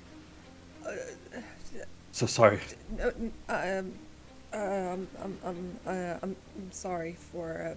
What the hell were you thinking? I'm sorry. Something. I don't know. Just something came over me. I don't know how or why. All right. And I'll. Sort of. Yeah. I want to medicine Are you- Cohen. Sort of like like go over and like try to help wounds. Although I'm not so very good. I'd at like to this. use the help action. Are you proficient with medicine? No, I'll none roll. of you are. Oh, So- I Yeah, and like I'm doing it more. You know how in Pathfinder J, when if like you roll and then the other person gets a bit of a bonus instead of just getting advantage. That's Yeah. how it is for somebody that isn't proficient. So like you can make a roll for something to help someone if you're not proficient with it. It's only when you're proficient that you can like actively help somebody with skill checks and such. Unless I'm deeming it otherwise. But like you guys checking Right. over Cohen, it's like you see 8 very large stripes of blood on his chest. Together, you can try to get him off the clothes. You lay him down. You find some moss that you can put on the wounds and use his damaged clothes to kind of tie it up so that he's not bleeding to death. He's damaged. He's alive. Stable. I would still use my if I could cure wounds on Navin. Probably stop him. Yep. So you probably you go to cure wounds Navin, and Navin just takes your hands and puts on you. So you can hold the one for yourself there, I think. Yeah. Do Cohen, I help add yourself. chat If I have to, I will order you. I don't do it automatically. You two have Cohen covered? How the hell? I'm trying to roll. No. I'm trying to roll something, but it doesn't work for some reason now. Do you two have Cohen covered? It might be that you don't have enough spell points. No, you was should that, and also, Gareth? Should have.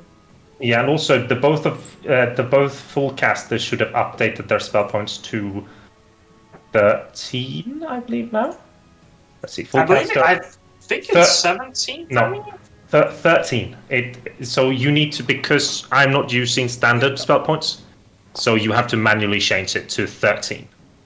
So I'm gonna up it by 4. That means you have more. So you should have 7 left after this, Sarah. Oh, thank Cool. you. Yep. So I cast that on myself. by Yes, you go for accident. Navin, but Navin just. Where's Uno? Garrus will keep his eyes out, knowing that they just made a ton of sound for anything else that might be approaching. Yep, absolutely. If we can keep him stable for an hour, I can get him up on his feet again. I don't think it's a good idea to camp here, not after the noise we just made. And No. I Camping agree. here, no, but resting, yes. Look at those wounds. I don't think we should move him. I can walk. You sure? Yeah, it's fine. no offense, Cohen, but I've learned not to take your word on anything when it comes to sacrificing for others. See if we can hear anything else in the. You were 9/10 dead, and he tried to heal a half-dead person who just tried to kill you. Yeah, but he. No offense. I'm sure he had his reasons, right? You. Regardless, you were hurt worse than him. Regardless, that isn't an excuse. You were of no threat to him. At least not that I can see. Lashing out like that is unacceptable. I think you need to clarify who you are talking to, Garrus. Sorry? I think you need to clarify who you're talking to. Cohen. About Navin. Yeah. Okay, yeah, sorry, it was just Tim, just heard the lashing out, and Sarah was a bit confused as well, it looked like, but maybe that was just me. No, Not this was Cohen.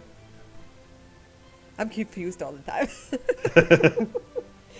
So am I. Navin cannot learn to keep his temper in check. He may wish to find another group to travel with. No, but no. I don't know why. That's. I don't know why it happened. It's okay. No, yeah. it wasn't. His hammer But- was this close to staving your skull in, and I don't take that lightly. But Morgan is right. I don't know why, but might have been the rush of combat or something, or maybe I don't know. I was just filled with a pure rage, and I didn't see any of you. I saw just beings, and they were all. I don't know. There was a sense of danger from all of you. It was just momentary, but it's very scary now that I have my senses back. I didn't know adding sodium to water resulted in an explosion, but I still didn't do it again. Don't know what you're talking about, but I'll never do it again consciously. But I don't know if there's something in the woods or something here that's doing it. The risk of the unconscious I'm worried about. I get up and I pat Navin on the back and just that's okay. Let's just go. That's fine. Sort of nod. And I'll start walking. We'll wait like a few seconds and then get up and start walking on it as well. We'll walk for an hour, then make camp. Sounds good. Roll me an Camp, Arcana, rest. Garrus. Sorry? Roll me an Arcana, Garrus. I thought you said roll. We're not in combat, Garrus. I was like, I know. wait, that was on the table? We might have been in combat?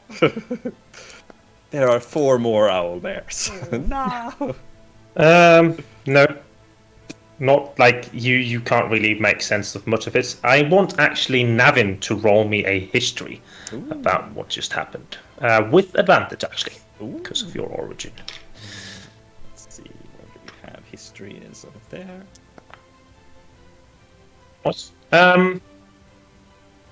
What you saw in the owlbear very much reminds you of the ogres. The ogres have an innate ability of when they are hurt enough, they go into a rage, like they become enraged. You have never heard about anything like spreading its enrage like this, but it was definitely that this monster became enraged and then somehow managed to spread that to you. And the only other places that you have seen it and know of it is in the ogres. And the history goes like that. Long ago, when the ogres and the Saranir were like starting to battle each other, the what would you say?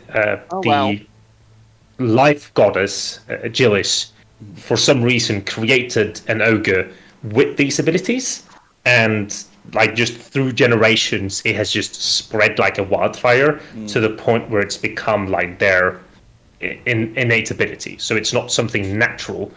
But rather something given by Gillis, seemingly. So the owlbear was a cleric.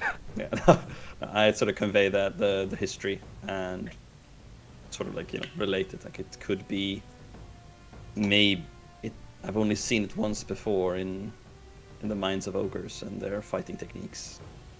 It's usually not something they teach. It's something inside them, but perhaps it's been transferred or given as a boon to other creatures. I don't know. Maybe it had its control over me somehow. I don't know.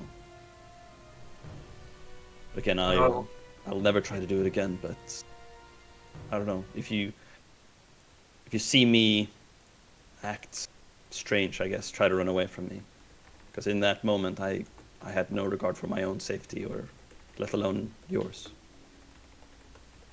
We'll get you checked out once we reach Lexa.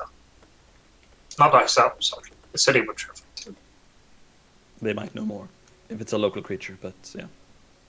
At this point, I'm not totally convinced that he's not just lying to cover up something he's had a problem with, because just knowing what I know about the stories people tell about the barbarians, and especially people who can just double themselves in size whenever they get angry, would it be like a knowledge check to see if I know better, or an insight check to tell that he's telling the truth? You can do both. You can roll me an insight first. Tip, do you Yes. see the thing that I sent? Yes. I don't know if it works. Okay, good. Yes. Cool. I mean, he definitely seems to be truthful. He seems to be very upset about the events that happened, and he does not seem to be somebody that would ever willingly hurt his friends. Then you can roll me a history to see if you have any idea of what's going on down there. No, you do not. So it's just your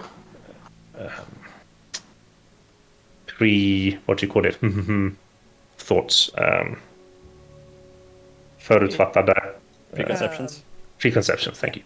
about people turning large and barbarians, unfortunately. That kind of probably boils onto that anger that you feel because somebody almost hurt Cohen. Now, do you wish to continue in the same direction, or do you want to take another way? You have about an additional square, maybe, if you want to push it, or you can sit here and relax. One thing I'd like to do before we leave is I pull Navin aside and I kind of put my finger on his chest, going, I do believe that this wasn't an intentional act, but I don't necessarily believe that there isn't a possibility that this could happen again. And if it does, and then I use minor illusion to create the image of an ice knife spinning right in front of his face, do not go near Cohen again. Again, I won't be able to control myself, but I will hold no grudge against you if you use your powers to stop me. I nod and dispel the illusion. I see it's an illusion. Yeah, I mean, for all you know, I just pulled an ice knife out of but midair and then made it go away again. It's still magic. It doesn't really matter if it's an illusion or not to me. So, I think that with the wounds that you have, you will stay in this square. I wanted to place halfway. There should be a way, somehow to do it, but I haven't found it. Sarah, I need you to roll me a. Why am I saying Sarah? Cohen. Yeah, that's the first time. That it was because I looked at you. I think Sarah is rolling to determine Cohen's action. No. Cohen, roll me a herbalist kit, please. It would be basically survival if you have proficiency in it. So based off of wisdom. Can I take 10 minutes of a short rest to set an alarm, just to make sure that if anything does come looking, we're ready? So also the 2 hit points from the ward, but it's mainly the preparation. Just calm. As you're going through this forest, you can pick up some stuff for your herbalist kit, or healer's kit, sorry. So you can roll me 2d6 to determine how many shards you get. Just /roll 2d6. Like you would in Roll20.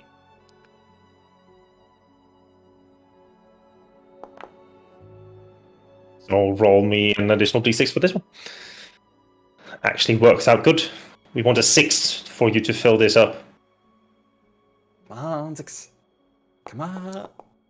Aww. You have 5 charges for today. You can spend. So, how it is in towns, you can spend 1 silver to regain a charge. It's crazy expensive because the herbs are found everywhere, but it's just the time to get out and get them that people usually pay the silver for. But you have 5 charges, and then as you are taking, I'm assuming at this point you're going to take a long rest, so you can spend however much time you want to cast alarms as a ritual, Mr. Garris. All right. What time is it right now? I think as you're fighting the Auber, we would be at 4 p.m. So you push on for an hour or so after that, and then as you're not getting to a place where you're getting out of the forest and the sun is setting, you find a little place where you can take a breather for the night. Do any of you have any tents or anything to sleep outside in? Yes. I bought a 2-man tent. Okay. I have a bedroll.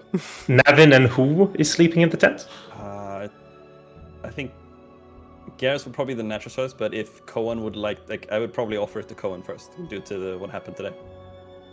Yep. I would gently advise Cohen to not do that. Yeah. Currently, just in general, if I notice that Cohen and you are standing anywhere, I try to be in the general area of between. Cohen also probably doesn't want to be inside, but I still offer it. Yep. Okay. And then otherwise I go to Garrus and there's plenty of room in this tent if you wish. If you want to stay in the rain or get cold. I'll take you up on the alpha. So Cohen can spend the healer's kit charges if you want people to get a bit of a better long rest. So you spend 4 charges then? Okay. That means that now that we're sleeping, because the weather is warm, you are lucky. But sleeping outside in not a tent, you will not get a good rest when it starts getting colder, or when it's raining. Yes, Jay, you had your hand up. Can I do the thing where by sleeping an hour longer, I take a short rest before the long rest to get So a... you don't even need to do that. So it's just counted in. So imagine that as you are taking the long rest, like imagine the first 4 hours, that's a short rest that you can spend today's hit die on. Then on the second part, the latter 4 hours, you regain your shit. I was thinking not in terms of spending hit dice on myself, but of using a charge of Cure Wounds on Cohen. I mean, before I go to sure, bed. absolutely. You mean that you take a short rest, regain? Yeah. Sorry. Yes, Yeah, you for spell absolutely can. points. So You I will. absolutely can. Could I use my So I second get all wind? 6. So I would like to upcast Cure Wounds to 2nd level. Yep, twice or once. That's up to you. Well, it depends on how much it heals Cohen. Because if I roll good, it should get him all the way up to full, I believe. Cure Wounds. Owen looks roll damaged, but 2nd level. Oh, I forgot to add.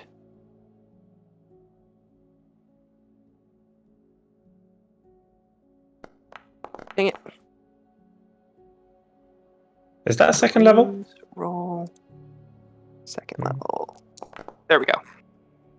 Okay, yeah, Cohen heals himself and then gets some healing. So Cohen, you get an additional 19 points back No, I won't. from the powerful magic of Morgan. Yeah, he looks a bit more friskier. And then as you're spending, you can use to spend some hit die. But remember, now that you're sleeping outside, you will only regain half of your hit die. You need to spend a hit die at this point? No, you don't, but some people might. Yeah. Ah. So it's 1. Okay. Knight taking.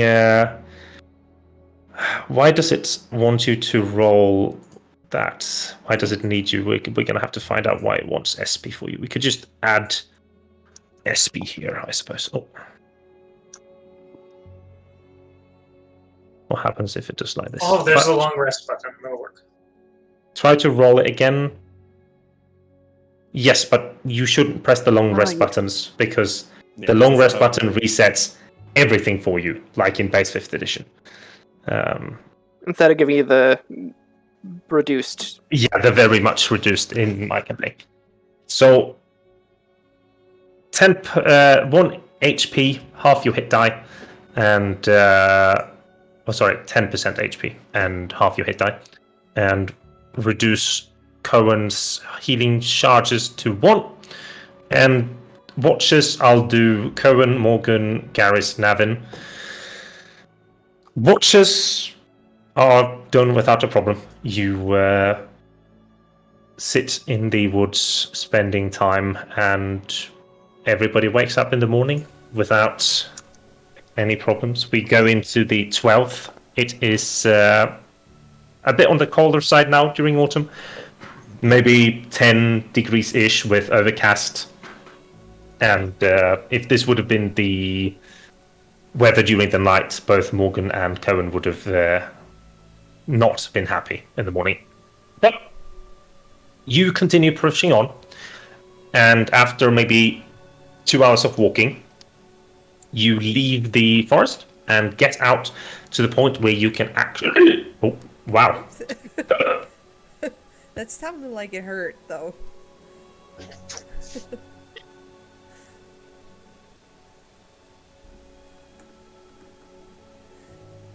Chat, send him inspiration. You get out of the forest and you just see this crystal clear lake. The edges along the lake are perfectly rounded, and it just looks so weird. I think Morgan, seeing this, kind of points out that it is an artificial lake created by the magicians. And walking up and kind of looking down, it doesn't have, this gradual slant. What you call angle, I suppose, of Slope. a slope. Thank you, underneath that you can wade out. It's just a straight down. You look down. I can't even see the bottom. They use So it's Blender's. Oh, sorry. no. Go ahead. They use Blender's cylinder tool on reality. So this just a perfect drop down. You don't see the bottom. The lake itself, you kind of dip your hand into it. It's lukewarm, nice and such. You are then reminded by what Morgan told you to not try to cast shape water and walk outside because you get blacked. You continue walking around and you get to almost the road by the end of the day. You take another sleep as you all feel a bit more rested. Actually, I'm gonna see if Cohen would have had more time to pick up something more. No, absolutely not. We get to the 13th of August. It's not August, as of autumn. As you guys wake up and move towards the smaller city on the northern shore of Lamenta. It's not a city per se, but a village. During midday, you get into this very small village. You see it's basically like two larger houses next to the long bridge, and then just farmhouses spread out with some crops. Many of the villagers are outside and getting their last harvest and are working diligently. Many kids walking around with them, trying to learn. You see 5-6-year-olds playing with the chickens as they're walking around getting the eggs, and then you see maybe the 7 to 10-year-olds trying to push the plow, but or the throw. No, it's the throw is the water thing. Yeah, the plow, the one that the till, the one that Wow, I think. turns. No, there's a word for it that turns the Water the wheel? Tiller. tiller. Yeah, tiller. That's what it basically pushes the ground up and around so that it makes The thing you're describing is a plow, though. A tiller is to get air into the soil by blending it, essentially. Okay. Yeah, it probably is a plow. I might just have another word for it. But anyways, you see these two buildings that look to be like the only public buildings. There is in the center like two signs, one north that says Commonwealth, and then one east that says Altwick. And then you have the bridge where it's like Lamenta.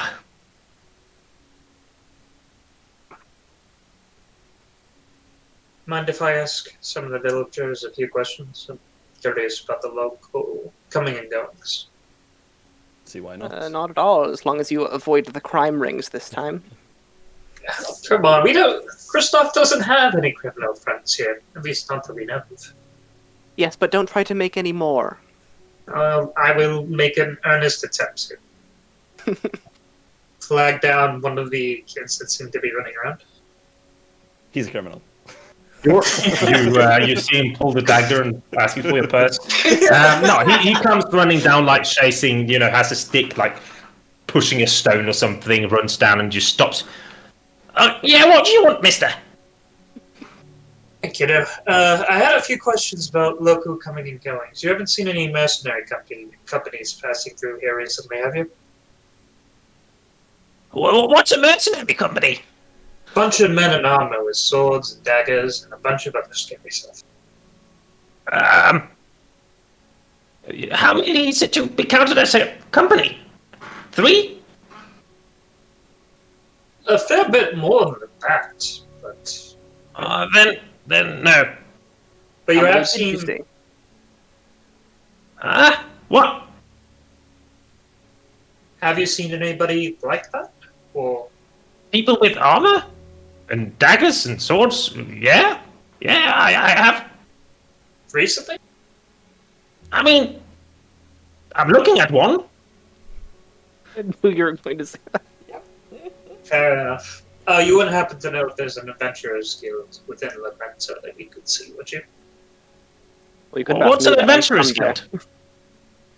An adventurer's guild is where those scary men Nama typically go to find a bit of pocket change to get them by. You usually go to the tavern and drink. My sister works there. I might have to see this tavern you speak of. What is the... Do you have any other interesting tidbits about what's going on? Sorry, I don't want to keep you from the work too long. Like, you're talking to like a 7-year-old kid, and he's like, the cow had a foal. No, what's it called? The calf. A calf. Yeah. What's Calf. it called? Is it? Yeah, I Calf. believe it is. And the cat came with a rat, and it was like this big. That is a very big rat indeed. I'm surprised. I didn't know they got that big. And one of our houses burnt down. Farmer Miller's. Do you know what caused it? Ow! Do you know where it No. is? Yeah, right there, on there. And he's like telling you see like this burnt, crisp building. Well, thank you for your time, then. I'll reach into my pocket, pull out a silver piece, and give it to him. Thank you. He takes it. Can I go now? Oh yeah, you're free to go. Sorry for bothering. But that takes up the rock, tosses it, and like tries to hit it, just runs and you hear like his father. You don't be talking for the straight. I got silver cup. Yeah, okay, good. Come on over with it. Parenting. Quaint little place.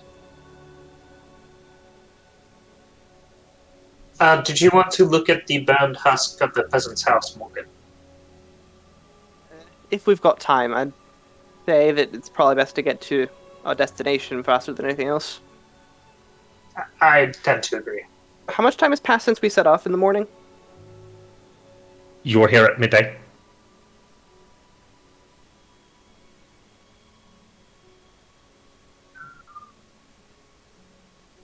Tell me what you're doing, where you're going. We I follow am them to the burnt checking- house.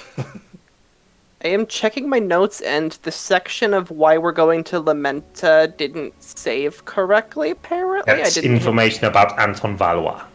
Also, to be teleported, and this is Right. probably not going to go anywhere, but maybe see if we can't get somewhere in the Greenskin Cracks, because we know one of the artifacts is around there, within a 100-kilometer radius. So if we wanted to go to So like, Right. yeah. So the two lines cannot pass over like these here. So it's 100 was like it's more like 50, but still it is a large square. Like it is most of the center core of the green screen. So it is a big area. But yeah. None of us speak Goblin, do we? Man, I got distracted by being angry at Navin. I wanted to skin the owlbear. It was burnt also, partly. Only partly. True. Huge. Would have to stay. It takes a long time to skin stuff, though. It does, and you Owlbear meat is- you need proficiency with skinning as well. Like skinning is a hard ass chore to do properly. Owlbear meat's probably delicious, though. It's a Maybe monster. venomous. It's not. So People eat owlbears bear. are monstrosities. People eat bear. People eat Yes, bird. but bears are counted as a beast, not a monstrosity. You know, like you probably know that owlbears are like created by magic. They are creations of evil usually. But yeah, so, Garrus will start making his way down the bridge. okay. You see where it says like there is a small sign, and it's like slow fare, 3 silver per person. Fast fare, 5 silver per person. Super fast fare, 10 silver per person. And like then you have a few of them like scratched out, like snail pace, like cheetah pace, like just like these weird ass things, and just painted over and sit. And you see a few Marketing. boats there. Yeah, there is a tavern just to the next, to the right of you, called the Black Crow, and then next to it you see a city hall building, I suppose. It's like one large building with a notice board outside, and I mean, if this was a larger city, sure, it might have had some importance, but like this is just a stupid little town that This is more of a bar than an actual inn. The tavern, absolutely. Like it's just like you sit and you drink. There might be a few rooms for cheap price. Adventurers like probably do, because this is a very, if you have only two paths really if you look on the map between the east and the west, and it's either this northern part or the southern part. And I mean, this does have a very important crossroads if you want to get into the Commonwealth, because there's only one way to get into the Commonwealth by land, which is the going over the bridge on the peninsula. And people don't really want to go close to the Dunes of the Dread because of all of the devils and the shit that comes out, especially with it kind of covering the road over here as well. So there is a lot of travel through here and up north. So, I mean, the tavern is definitely in the right spot. But it's like the tavern is the city. Right. Mm-hmm. Makes sense. Wouldn't mind seeing if we could pick up a little extra cash. That fare is going to eat into our communal funds quite a bit. Well, we're both wizards. Not communal, collective.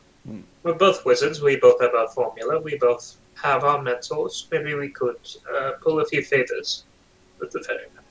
Was there a You're billboard somewhere Lamentan. we passed? No, I'm all Twiggy. But And you would have no history here. You have no favors to pull if you aren't from here.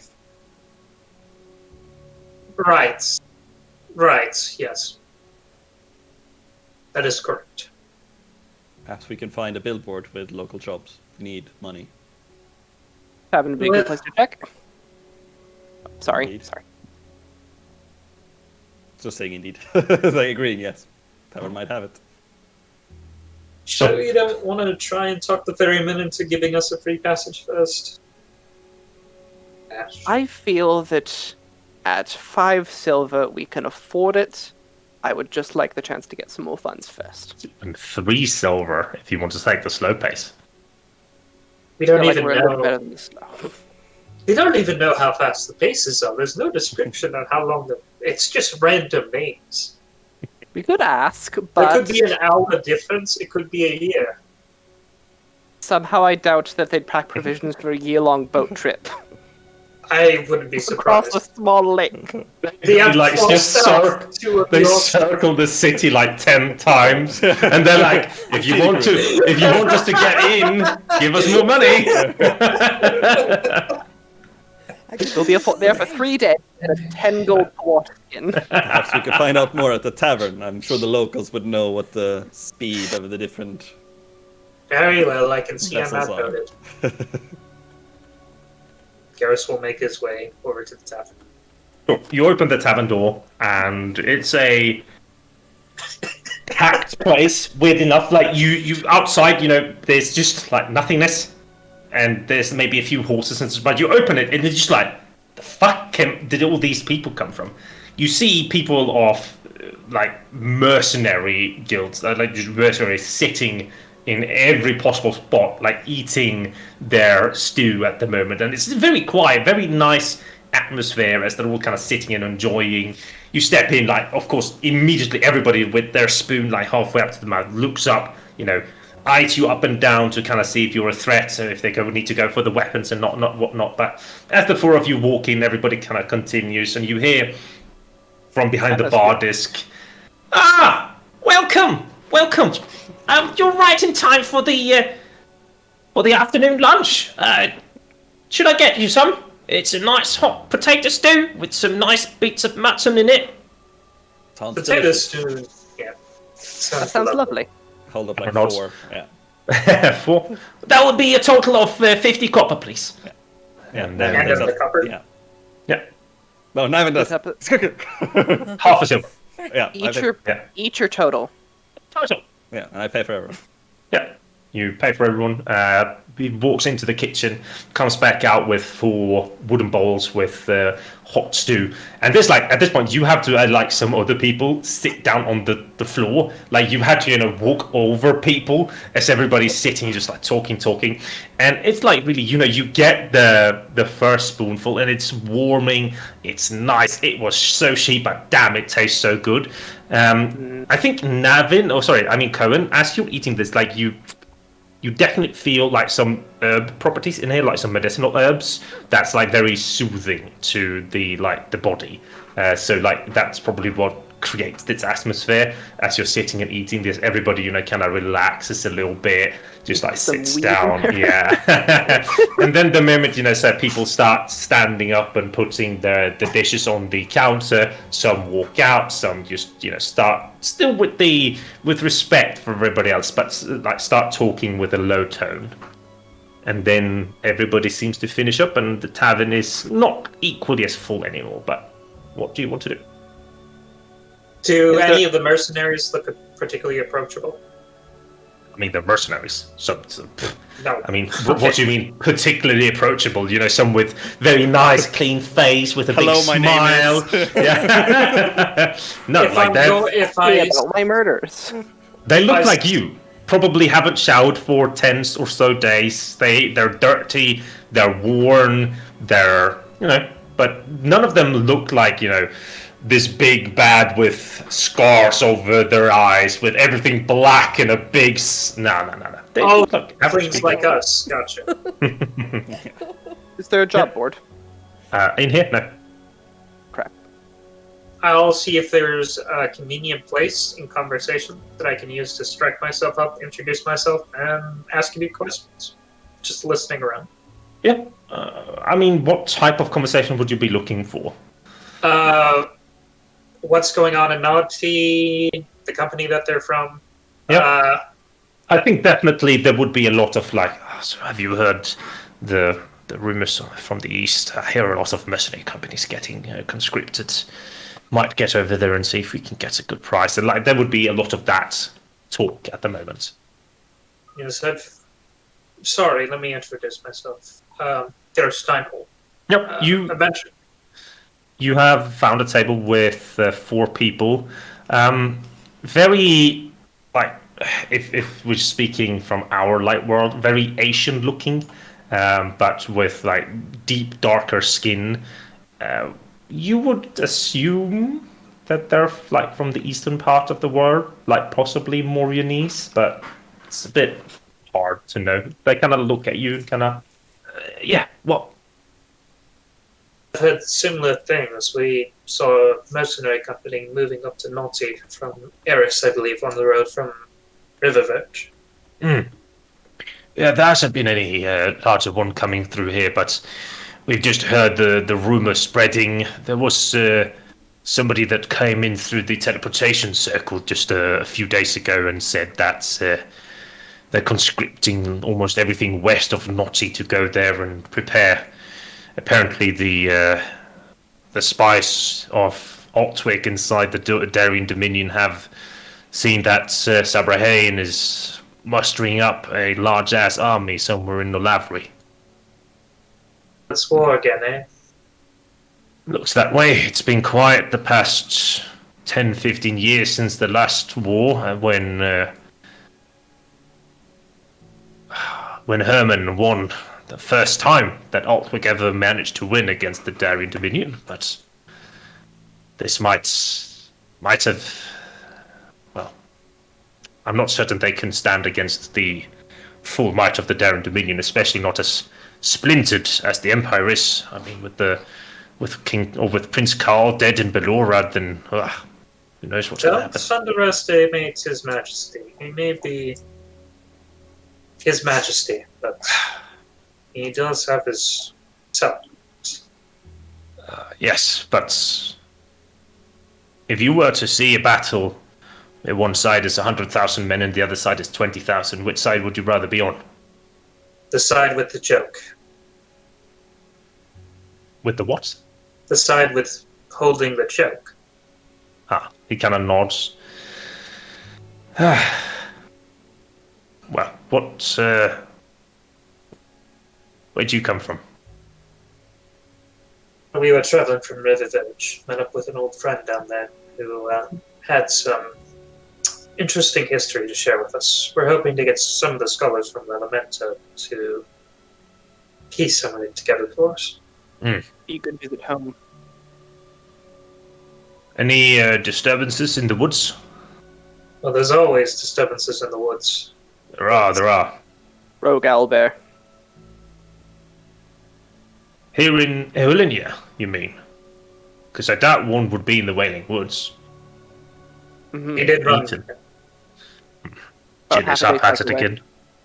Kind of shakes his head. The world needs more foresters to keep Gillis away from just planting these evil beasts all over the fucking place, but fuck, there isn't enough, and there's always strife between our nations. Always. Sorry, my name is Saron. I'm with these 5 here. We came from Ilias after having been conscripted for a mercenary chip for the past year and a half. And got lumped off now, and we're heading eastward, see if we can pick something up. Preferably not at the front, but we'll go there if we need to. 10 years of bandits. You looking forward to some actual fighting for once? Say that again? 10 years of bandits. You looking forward to some actual fighting for once? I've seen war. Ain't pretty. Ain't something I want to see again if I can avoid it. But we go where we're paid. Because this is what we do. This is all we know. No, I'd rather fight. I know I'd rather fight against a brigand or a bandit than someone else who's just being paid to defend his home. Yeah. War is never right. Because the other chap is also just listening to orders, following the ruler's whims and commands. Nobody wants to die for this, unless you're fanatic, of course, but everybody in the war always believes they're in the right. With Well- the problems in the world, it's a shame this is cropping up now, eh? Aye, well, it was due, have been for some time. But we're gonna head out, we're gonna miss the sun otherwise. It was nice meeting you, Garrus. If you ever come east and we're not dead, and kind of looks you up and down, and you either need help or a job, come find us. We'll share some drinks. Remind me what your name was one more time, just so I make sure. Sauron, Sarah. But like Sauron. without a U. Journal. Stab him. No, I'm just kidding. We're drinking again? No. Oh, I want it. Sarah does. I'll be Navin's drinking still- every session, you Well. drunkards. No, Navin We're is still not. sort of like. I haven't touched yeah. beer since that time. Well, and Navin is still a bit shaken by the events in the forest. Yeah, same. Where are the notes again? Because I've completely forgotten. So you can either find them by yourself if you Personal notes, got it. go up to player notes. There should be one in the journals that you can find. Thank you. Yep. Okay. Could I So- yep. would it be theoretically possible to use Phantasmal Force to make Cohen think he's drinking alcohol when No, he's actually that will absolutely hurt his brain. Oh, what hasn't hurt his brain? Come on. But Phantasmal Force can give non-damaging conditions. I think that's Jeremy Crawford's ruling. But it's like scary, isn't it? Like it's not like you're having a nice time. It's Yeah. You can also you make are Phantasmal drowning. Force. You can also make Phantasmal Force to just have a bridge exist. Then there is no bridge, but they still believe the bridge exists. It's not hurting them or doing anything. They might take fall damage if they try to use the bridge, but Yes. it's still just a bridge. But Garrus could also ask his mercenary company's name, just so he The- can maybe look him up again. the phantasmal force is like so. On a failed save, you create a phantasmal object, creature, or visible phenomenon of your choice that is no larger than blah blah blah blah blah. Like, it's not something that is really interactable with, as in you can take it and you can drink it the same way. Like, you wouldn't be able to conjure up that like a ration that they can eat through that. Like, yes, you can create a bridge that's in their mind there, and that if they pass it, they will fall through.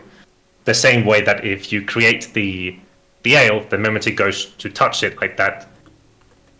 Oh, right, but it does say that after the first save, they are they can rationalize it. So I couldn't make the ale, but I could like fill an empty mug, and he would just rationalize it as every time he tried to take a drink, he spilled or something like that. That's how the Why is there two irrelevant. two buckets of ale on the ground? What do you guys want to do?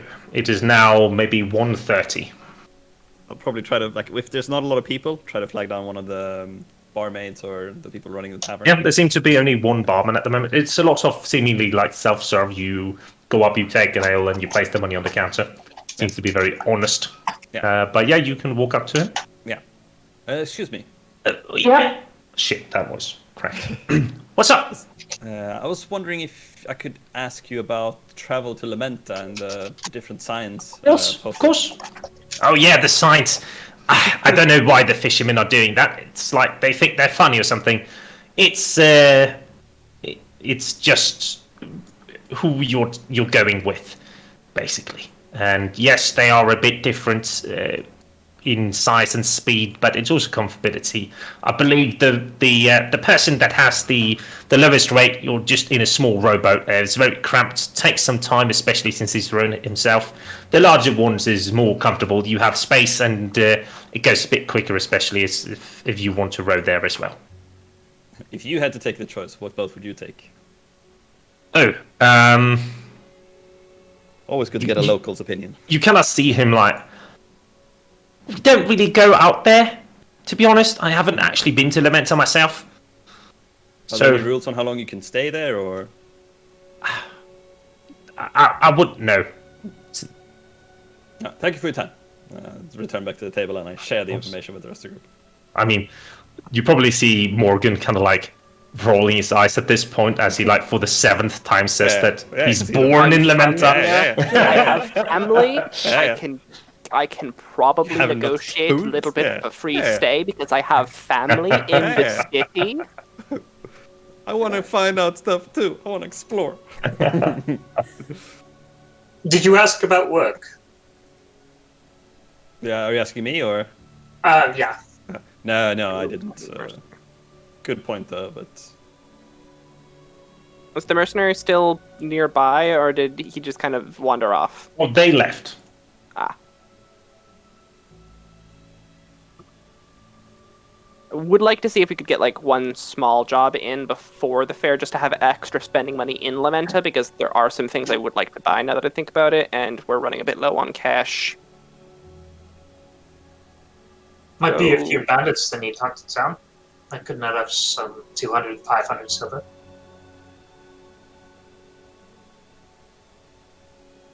probably try and Let's find ask about job it. board. Yeah, if we can find a posting or job board, or ask someone else about jobs, maybe they have some inkling. But I think the best thing to do might be to ask the bot, and the best place to find some dirty work. wait, if you're, I'm just thinking as a player, like if you're from here, would you know where like the town crier or the post boards would be? Like so, like you would know where we should go to find out like what's happening. Well, I'm from the city of Lamenta. This Yeah. is just You don't a go hamlet outside. on the edge of it. You don't go outside. Okay, yeah. But is it maybe like you know if there are job posting boards closer to Lamenta, like, or like inside? Like if you know Yeah, that that would- there's going to be jobs inside, or if there's like oh think there's I- no jobs inside. Probably would know that. DM?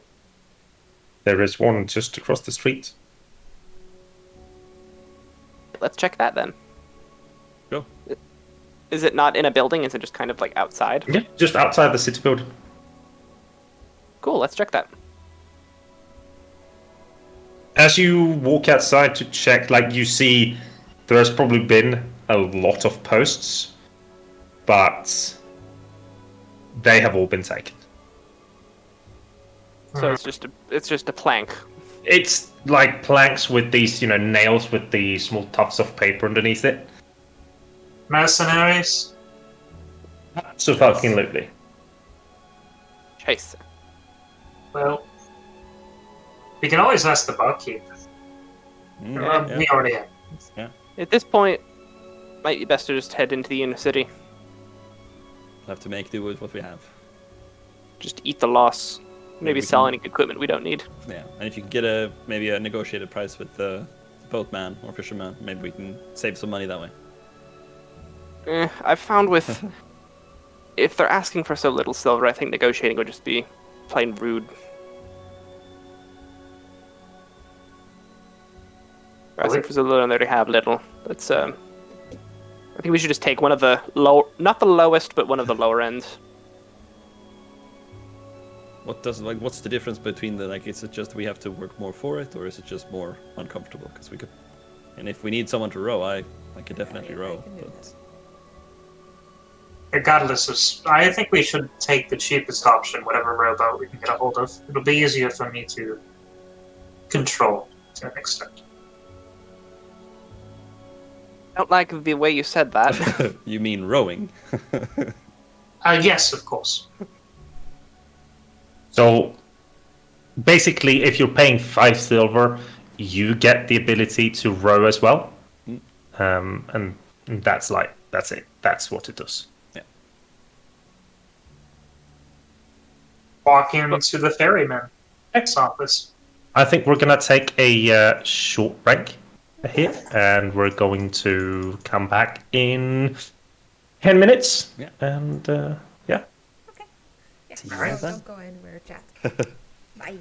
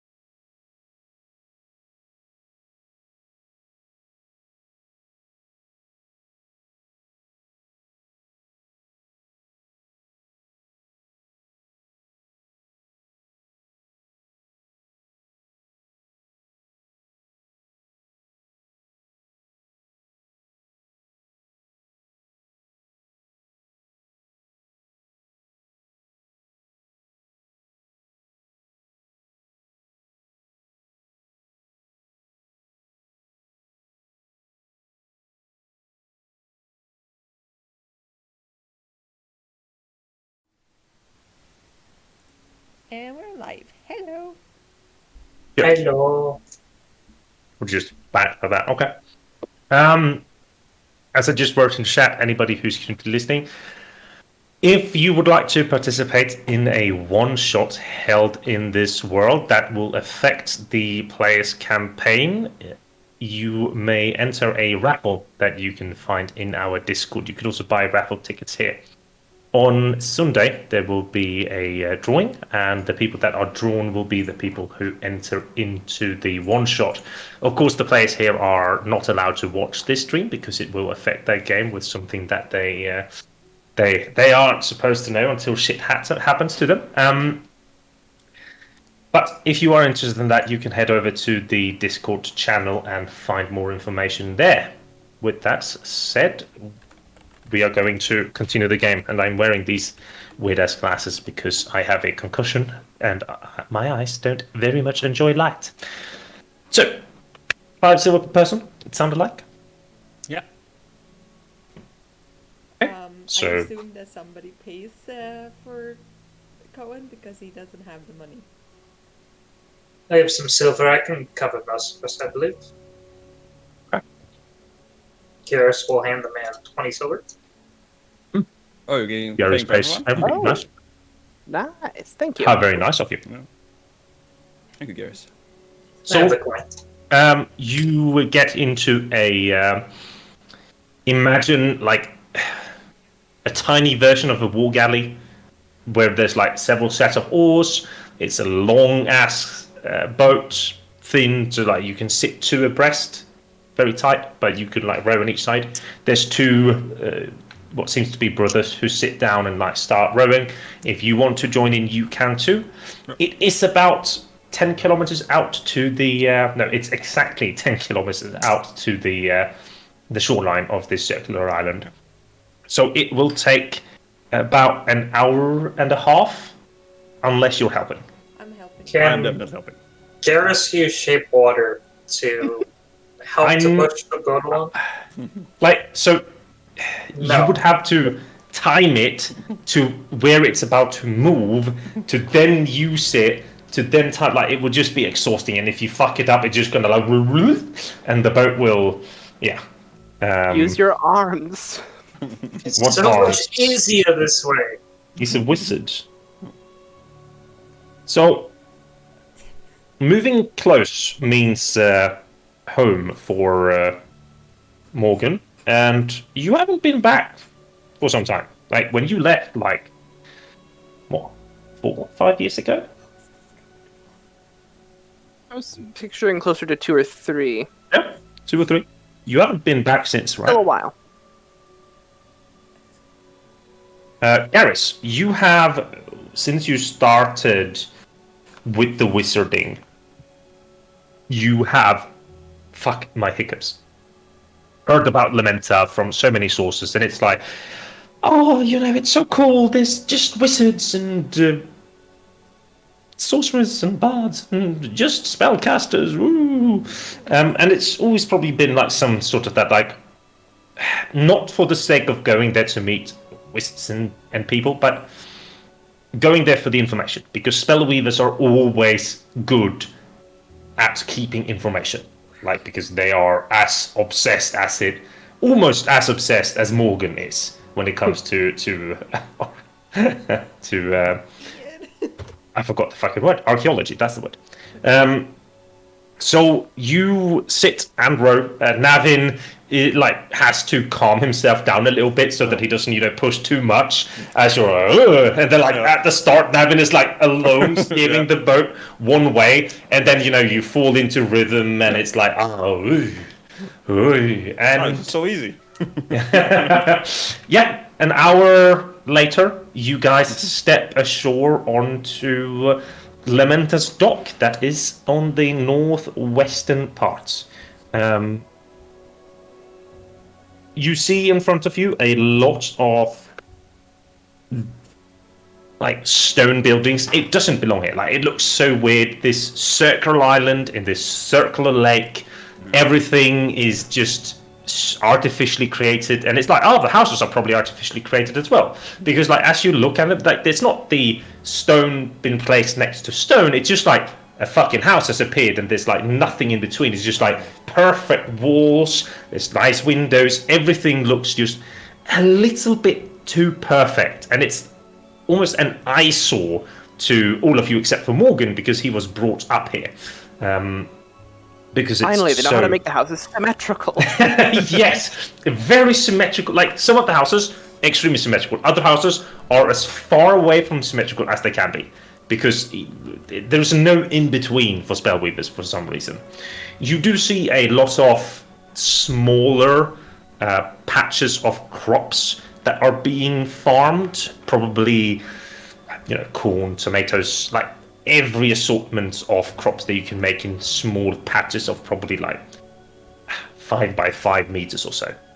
The total population is around 1,200, as you know.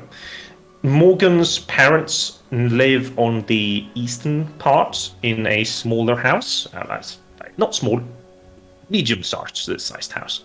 You have the academy in the center, who takes up like most of the island, which is like, it's walled, but more probably to look intimidating than anything, because, to be honest, who in their right mind would attack 1,000 spellweavers? Nobody.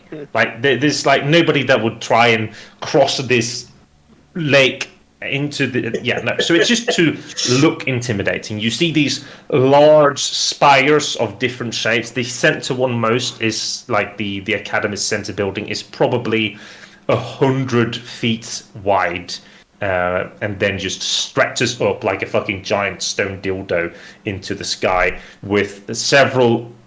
What? Of course it looks like it. With a... We can go for penis. No, I know, but Jay... Wizards call it a phallic shape. Yeah. There are several other ones that sticks out from it as well. And what do you guys want to do? Where do you guys want to do? Where do you want to do? Where do you want to go? What do you reckon the academy would be best first? Well, it depends on what you'd like to do first. We could secure a place to stay for this stay. I wouldn't mind visiting my family for a bit, but the gathering information is going to be a high priority. I do have to confess, I wouldn't mind taking at least a week or so just to research and recuperate, and perhaps take the opportunity to take advantage of the libraries and see what we could find. We need coin as well. It might be good to see if there's any wizards around here that could use some assistance, so to speak. Morgan would know that the only assistance that these people will take is probably experimentation upon other people. Like, outsiders don't get to partake. Yeah. No matter who they are. No work for mercenaries, you're saying? I may be able to take you on as assistants because I am from here, but my profession is field worker. Generally, archaeology is probably my most famous thing. So if we were to get work, it would probably be to go somewhere else and do work there. Yep. A few readings from Outlook, I suppose I could start putting together into a map. I'm not sure how much coin that would net us. Possible, but we do have some of the widest, most expensive libraries on the planet. I'm pretty sure we have accurate maps of pretty much everywhere there are accurate maps. Doesn't have to check. Who do you speak about to, or find information about Anton? Would that be in books, or would that be more talking to those who are on Well, the it's within living memory, so I'd think the university would be the best to start. No. Part of the council. Yeah. You know the best here, so guide us to where you think we would be most useful, I suppose. I would like to go to... Let's see, what time of day is it?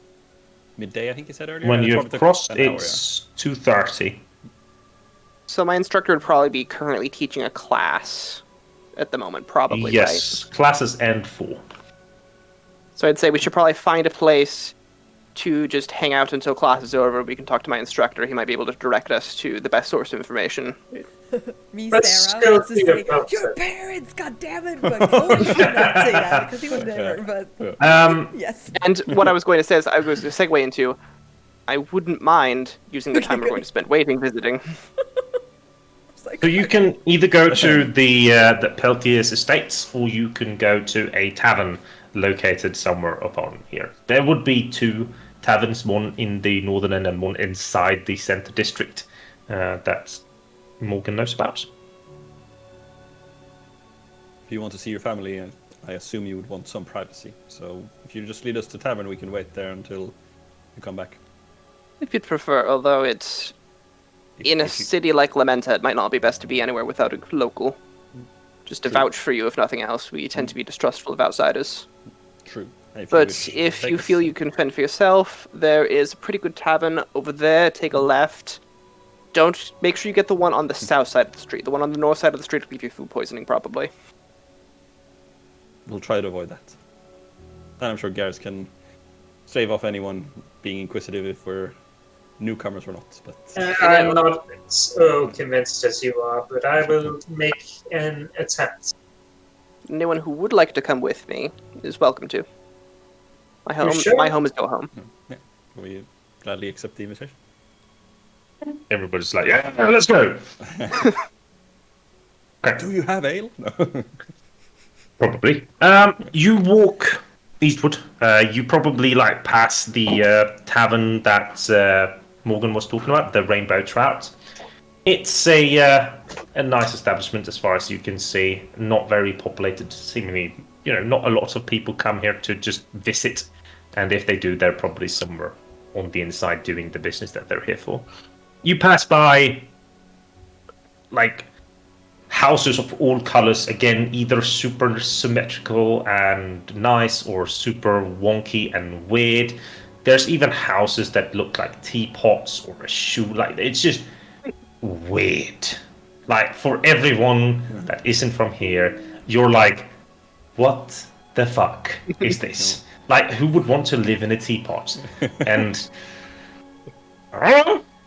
Good lord, I miss Spellweaver. an architecture. Yeah, like Garrus probably can see the appeal sometime, like when you walk past it and like, oh, that building looks like a book. Very comfortable. But you move to the east and soon get to a set of like 3 leveled buildings. You see like very like low garden walls put around them. The first level goes in and you see a beautiful garden with some like hedges that are trimmed that you walk in. You see a fountain on either side of them. There are a lot of flowers with bees, probably a beehive in one of the ends, and you see a woman standing outside there working with like her what do you call the little hand shovel, sitting in the garden and probably garden and picking something up. She stands up and looks at you, and you guys see Morgan's mother, Nadja. She turns around, her sun hat kind of pulls it off and looks, and just kind of looks. Morgan! Welcome back. Good to see you, mother. Been a while. She kind of walks over, very calmly embraces you. You see, as they embrace behind them, there's like a stair on the right side that goes up to what looks to be like the foyer, and perhaps like some guest rooms, and then a third level, which has larger like what do you call it, pillars that's holding it up. So the third level of the house is like 25 feet up in the air, and then like just a very beautiful, imagine the Japanese buildings with the sliding walls in them, like that kind of style, very treey and beautiful. She gives you a hug and then steps back and smiles. Oh, who are these people? Small group of companions. They've been traveling with me. Helped me on some archaeological studies. Kind of nods. She, like, as you say, that kind of digs in her pocket, tosses you an object. 10 seconds, she says. As like this is probably a game that you have been playing since you were little, because your mother is also an archaeologist who very much enjoys the things in the ground. So she gives you an object, and you have like time to identify basically what era it's from, and if you can guess like what type of architecture it is as well, you get extra points. So you can roll me an archaeology check. So it would be history. History. How about take some time? Yeah. So what? I remember getting. Oh wait, that was the last session. I remember getting a D6 on a skill check, but then I never had to make a skill check. It's add it. It's okay. Yeah, it's been too long. Right. Just add it. It's okay. Yeah. I think this is okay.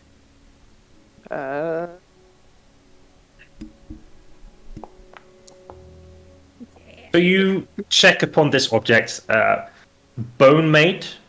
It seems to be the like part of a weapon, probably somewhere north, like in the jungles, from a cannibal tribe.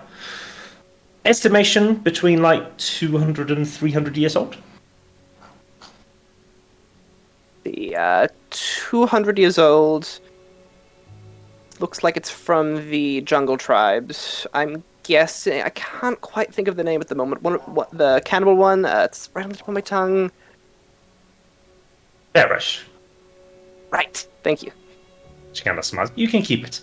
Oh, thank you. Found it washed up on the shores when I ventured there a few weeks back. I'm glad to see that you're okay. I would like to hear as much as I can about your travels and everything. I understand that since you're back, but with companions, you're here on some sort of a mission. Your father's inside teaching at the moment. He'll be back soon. There's food on the stove in a moment, as Mary will fix it.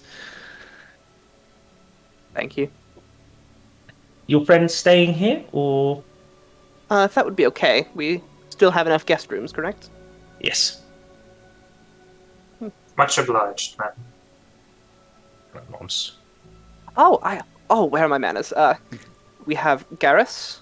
This one's Cohen, and the big bloke with the hammer is Navin. Do a bow. She smiles and just. Oh, I was just about to finish up, and then I can show you to your rooms.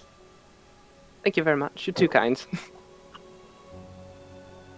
Walks over to where she was sitting and kind of places down, and then she walks eastwards to the south technically, but to the first desk, and she walks with like much grace. I think Garrus would be the one that notices this first. Like the way that she bears herself is like noble or like very wealthy from the start, like of her young age, like somebody that has been drilled in how like she's to walk and bear herself. Walks up to these like two large ornate wooden doors, golden handles, opens both of them, and it's just like polished wooden floor with a few like mats. There's a lot of nice smaller statues and covers. You see like on the walls there's shields, there's like parts of banners, there's like all archaeologist like stuff that you could dream of, like just hanging on the walls. You see next to, as you come in, there's like racks where there's shoes, and then there's a basin followed by a towel, and then there's another basin followed by a towel, and the second basin is like on handle. And you see like she takes off her shoes, steps in the basin, and then steps off onto the towel, then washes her hands and dries them as well before she moves. Good to be home. Seems like a lovely one you have. Your mother was very kindly. Do you just walk in? I follow her doing you do, but washing. It's only I polite. do the exact same thing. Then, Yeah. you know. There's like, then around the corner there's like 10, 15 different pairs of slippers and she just like walks up and takes a pair of them and puts them on as she like walks in. I gotta ask, is this some sort of like did the houses I visited, did they have something similar? And in that case, did they not? Okay. No, they were keen about washing, but it was usually hands and like face, maybe because it's so warm, Yeah. but never feet Okay. in Darien. Alright. Yeah, then I just follow. Yep. She walks up, like pulls one of the sliders away, and there's like another beautiful staircase that leads up. She walks up, and you come to the second level where there's like a nice fireplace. There's some mats. There's a lot of armchairs. There's round tables. There's probably a whiskey cabinet. You hear some like cooking and some like boiling of something in one of the rooms. She walks up and like pulls away 2 sliders. One room seems to have a double bed, and then there's a single room. You can use these as you stay. The only rule of the house is that after Mary leaves, it is silence, and then no shoes, as you already notice, and just in general, if you happen to spill anything or damage, just clean up, and then that's good enough.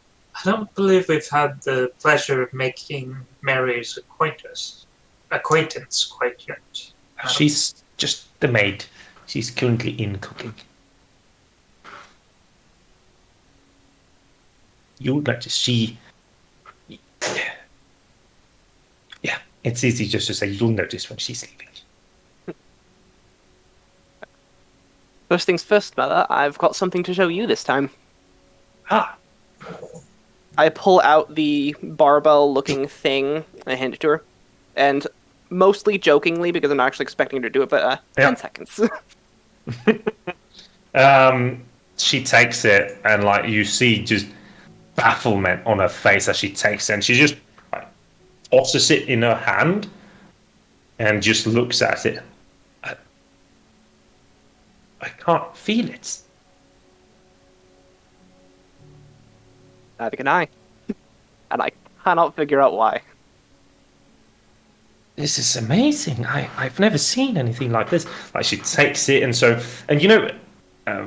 when you see somebody like holding something and they're not like certain how hard they're holding or anything, it looks extremely awkward, and like you see the thing right there, but like the way she's holding it and the weight shifting and everything, it looks super weird as she's handling this little thing, and she just then like extends it back. Where did you find this? It was actually given to me by I believe it was this is my memory, not feeling. I believe it was given to, if I remember correctly, you said it was given to me as a gift by someone I was working with, correct? Yes. Like on a job? Like it was a job where you were like, do this thing and you'll get paid in something from Alastus, and then you got this. Yeah. It was actually given to me as a reward for a job, and it's Elastin. I looked at it. Well, I haven't had the pleasure of uncovering any Elastin artifacts, unfortunately. But, yeah.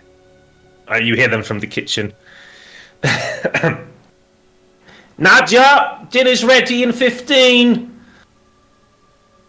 She just kind of nods. Okay, Mary, we'll be there. We'll be a few more then, so could you just put in some extra? Yes, I can. Make sure that Luther gets here on time today. I don't want him to be eating anything cold. Just kind of shrugs and smiles a little bit. He's been working late at the university lately. Oh? Why's that?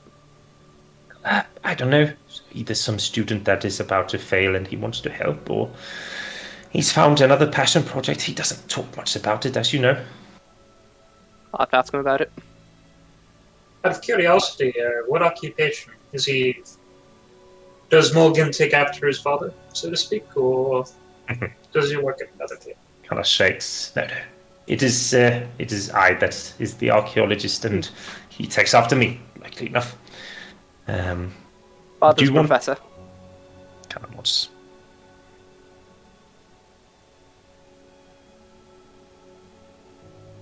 Yep. So she like shows you into another room that she opens up, and it's an immaculate dining hall. This long red wooded table with several large chairs that all have like nice comfy cushions. There's like put out beautiful crystal glass and everything. It's like, yeah, someone's well off. Very scared of like damaging stuff, like Yeah. Oh god. Oh, everything no. looks so perfect. And like Morgan knows, like that few times that you, as a kid, did something stupid, like shot the knife into the table. Your mother was not very happy with you. Like, as you're sitting down and you see like the one of the sliders open and you see a bulkier woman walk in, short blonde, like bob cut almost. She like places down plates which are already filled with a like filet mignon with some rice next to it and fried vegetables, just very nice. You hear like the door open behind. And you, honey, I'm home. And your mother just sits there and nods, waits, doesn't say anything. He walks up and like opens the slider, and you see an older gentleman walking in. Kind of looks in, baffled. Kind of sees Morgan and a lot more people. Very casually, just visitors, huh? Walks over and sits down next to Morgan, kind of elbows you in the arm, just like sits. So, you couldn't care to send any message that you're coming back? See you too, Dad. Thank you, Maria. Thanks. It smells delicious. Starts. Well, dig in. My name is Luther. I am the father of this spoiled kid. Pleasure to meet you, sir. Heard a lot about you. Mostly good things. It like raises an eyebrow like that, like I sincerely doubt it, but whatever you say. But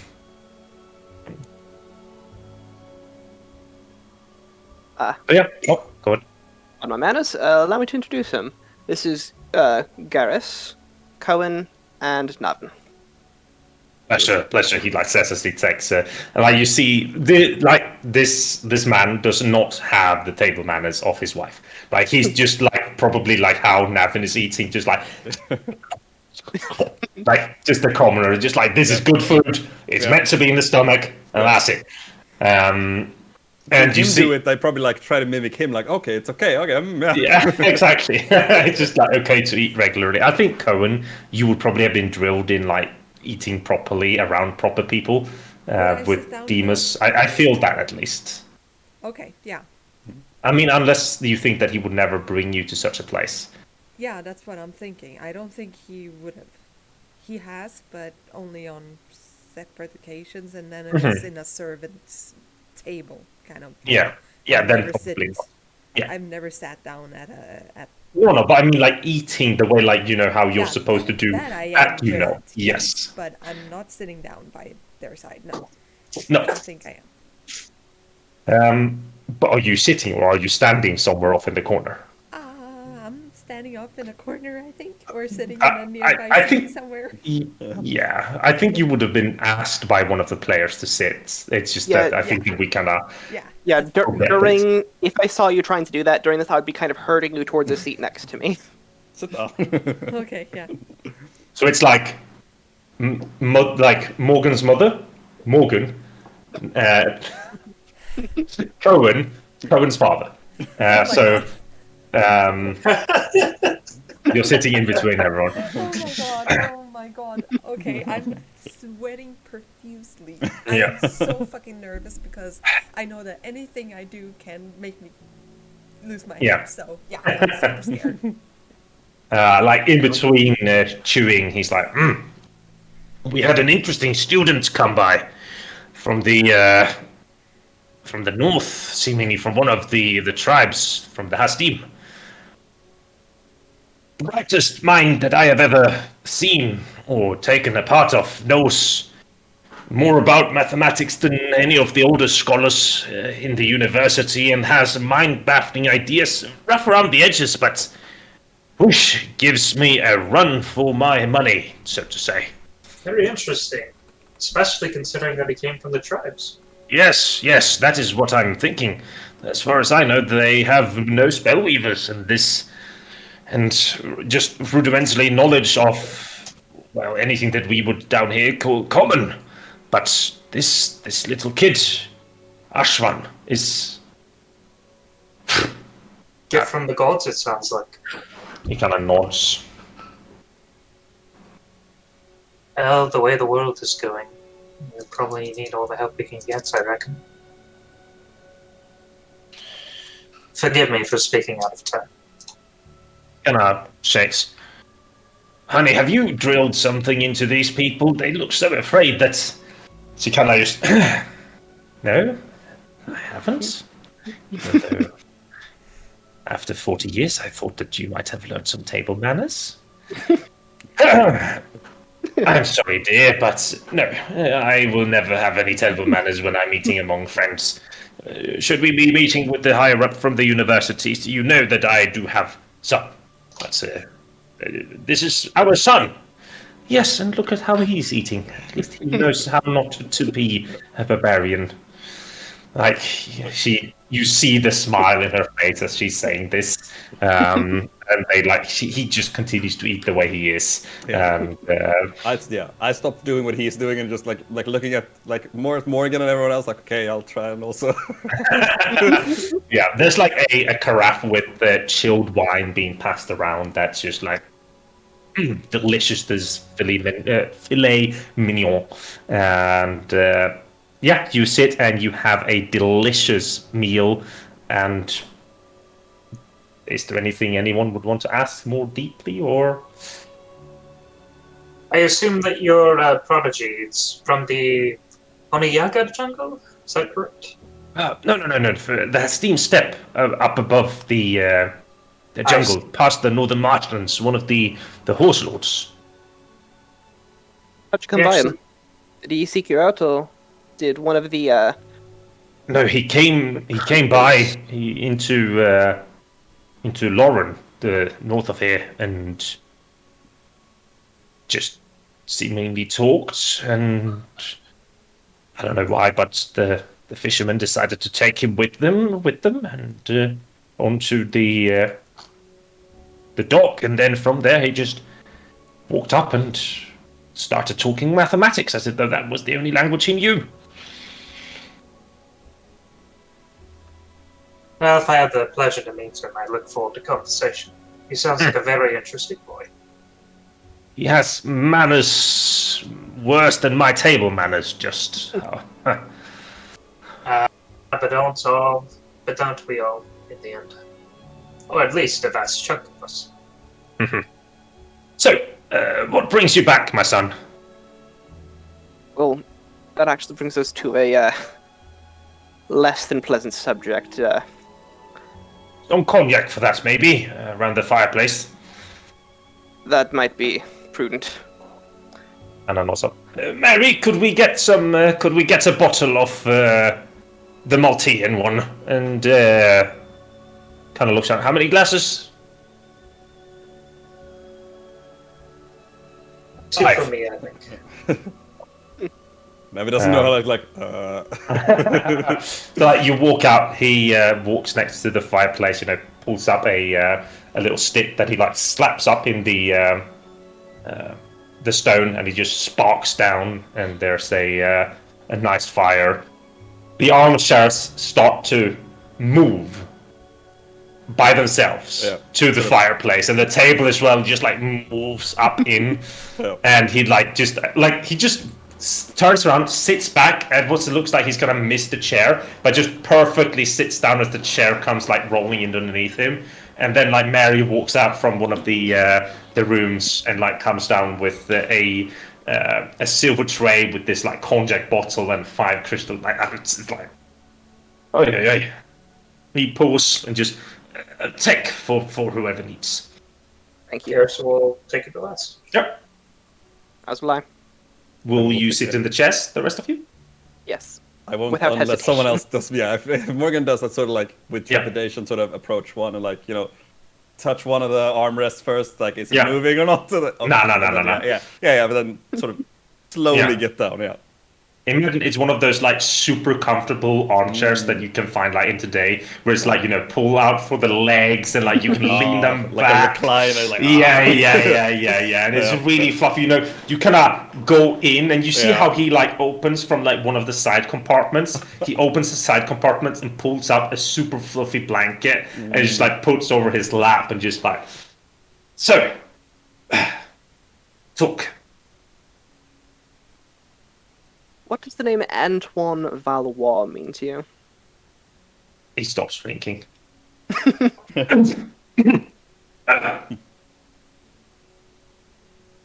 What?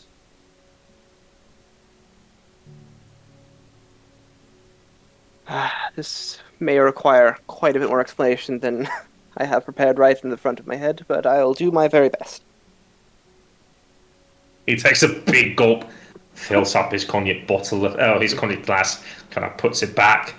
Right, you hear a bit of grumbling before his son starts to talk. Well, we were shipwrecked off the Corsairs archipelago, by a lightning storm. Immediately after that, we encountered a figure who named himself Anton Valois. I didn't know who he was at the time, but he agreed to basically teleport us back to civilization, because we'd just been shipwrecked, in exchange for helping him get around a magical barrier. And a bit after that, he popped up again and robbed us of a couple of artifacts we were using to find more of the bits of a seal for the artifacts we helped him get around the barrier to get.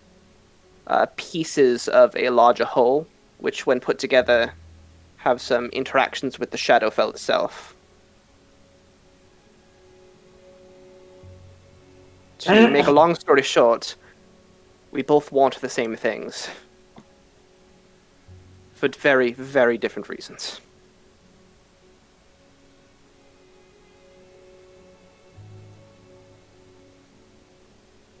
And nods, sits there and grumbles for a bit. Well, Anton is the founder of Lamenta. Really? He don't pop up much in the histories. No, because we have tried to remove it as much as we can. The Lamentans have kept to themselves for the past 2 generations as we have been here, but some 90 years ago, when the need was dire, Anton, together with the 100 or so spellweavers, created Lamenta, but he was the driving force behind it. He ruled with a fair hand and allowed anyone to come in and made sure that they had what was needed and created the foundation of what you can see here today.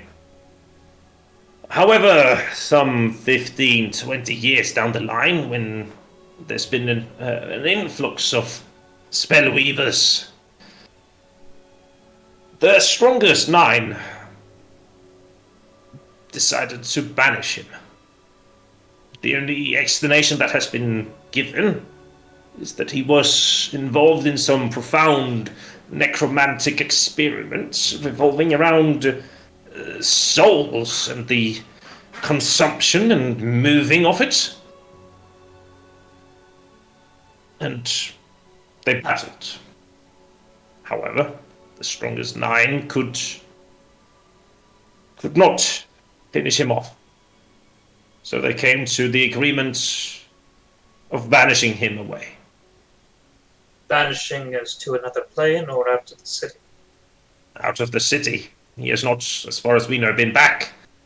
He has a study underneath the university that nobody has been able to enter since he left. It has been discussed of the possibility that he can still enter his place, but he hasn't been seen on the island for the past 75 years, as far as anyone knows. Well, with how proficient he was with the teleport, I wouldn't be surprised if he was in and out of there more often than you would expect. Yeah, perhaps, but I've always been a questionable man. And whilst we have been given the information that he was partaking in necromantic magic, there is no proof of it. I don't understand why the 9 would ever want to lie, but... The man is not an elf. It's been 75 years and yet he seems to not waned at all in power. Oh, I don't know why, but he has lived a long life. He has been the same. I mean, he was the same. He didn't seem to age. I don't know where his origins are, but yes, if he's still alive now, then that means that he is at least 125 years old. The strongest 9, they are all long dead and gone. We can't get the official history from them, could we? Unfortunately, they are. I do not know your laws or customs or how disrespectful this may be. I have had brushes with the spirits in the Wailing Woods. They have imparted some ability to me to summon spirits from beyond the veil. If only for a time. It's not true reanimation so much as it is bringing forth the person's will temporarily. But it would be most disrespectful to the strongest 9, I imagine, to commit such a ritual to them. He nods. That is a shame. They are buried deep within catacombs who are protected heavily by magic. And entering there would be a death. Not as in we would execute you, but you would die from the amount of magic that would pass through your body attempting to enter them. It would be impossible for anyone to grant us access. I mean, the wards are not going to be taken down. A kingdom for a conversation. The kingdoms have been won and lost for less. Yes, I doubt that if they kept whatever they did secret in their life, they would have no reason to give it up when they are dead. Well, once they learned of the stakes, they might change their tune, as it were. Are you saying that grumpy old wizards would ever change their minds? You have a point there. Navin definitely grins at that remark. Have you ever heard of a Madame Lysel? Divination wizard? Wizard is not the right term. More of a oracle. Divination spell weaver. I think that there was some information that came by a couple of years ago that she did what you're saying, like a seer telling... sorry, conjure getting to my stomach.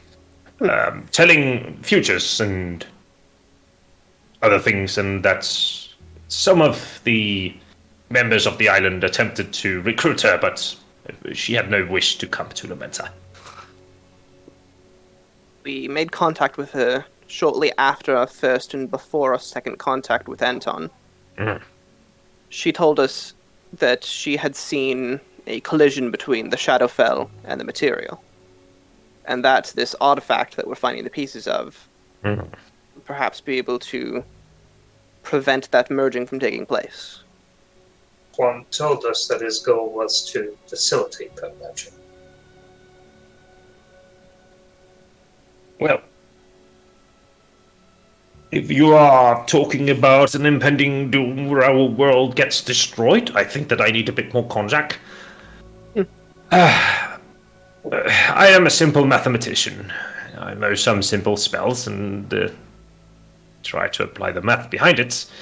What you are talking about is not something that I can really help you with. It helps to talk about it. I understand, son. I do. I've not come across anyone in our studies, but if you can think of anyone who might have a connection to the Shadowfell, any at all, whatever information we can gain is advantageous. To be honest, the only thing that pops into mind when you say Shadowfell is that shadow barrier outside of Anton's study.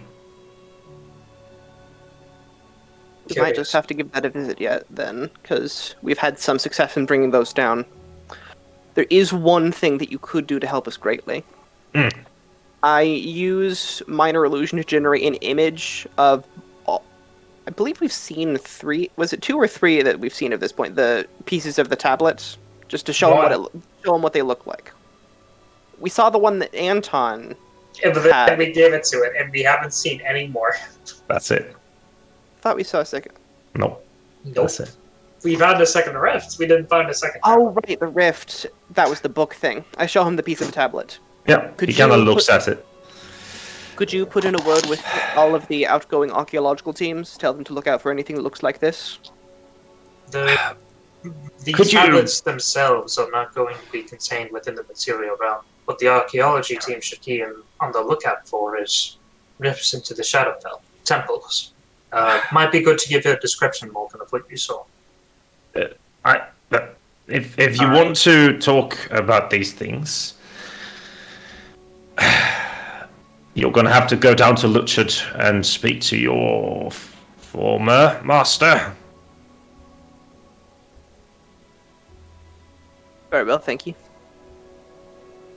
Morgan, one we're here. Your mother is also an expert in archaeology, correct? Yes, I was planning on speaking to her about this briefly as well.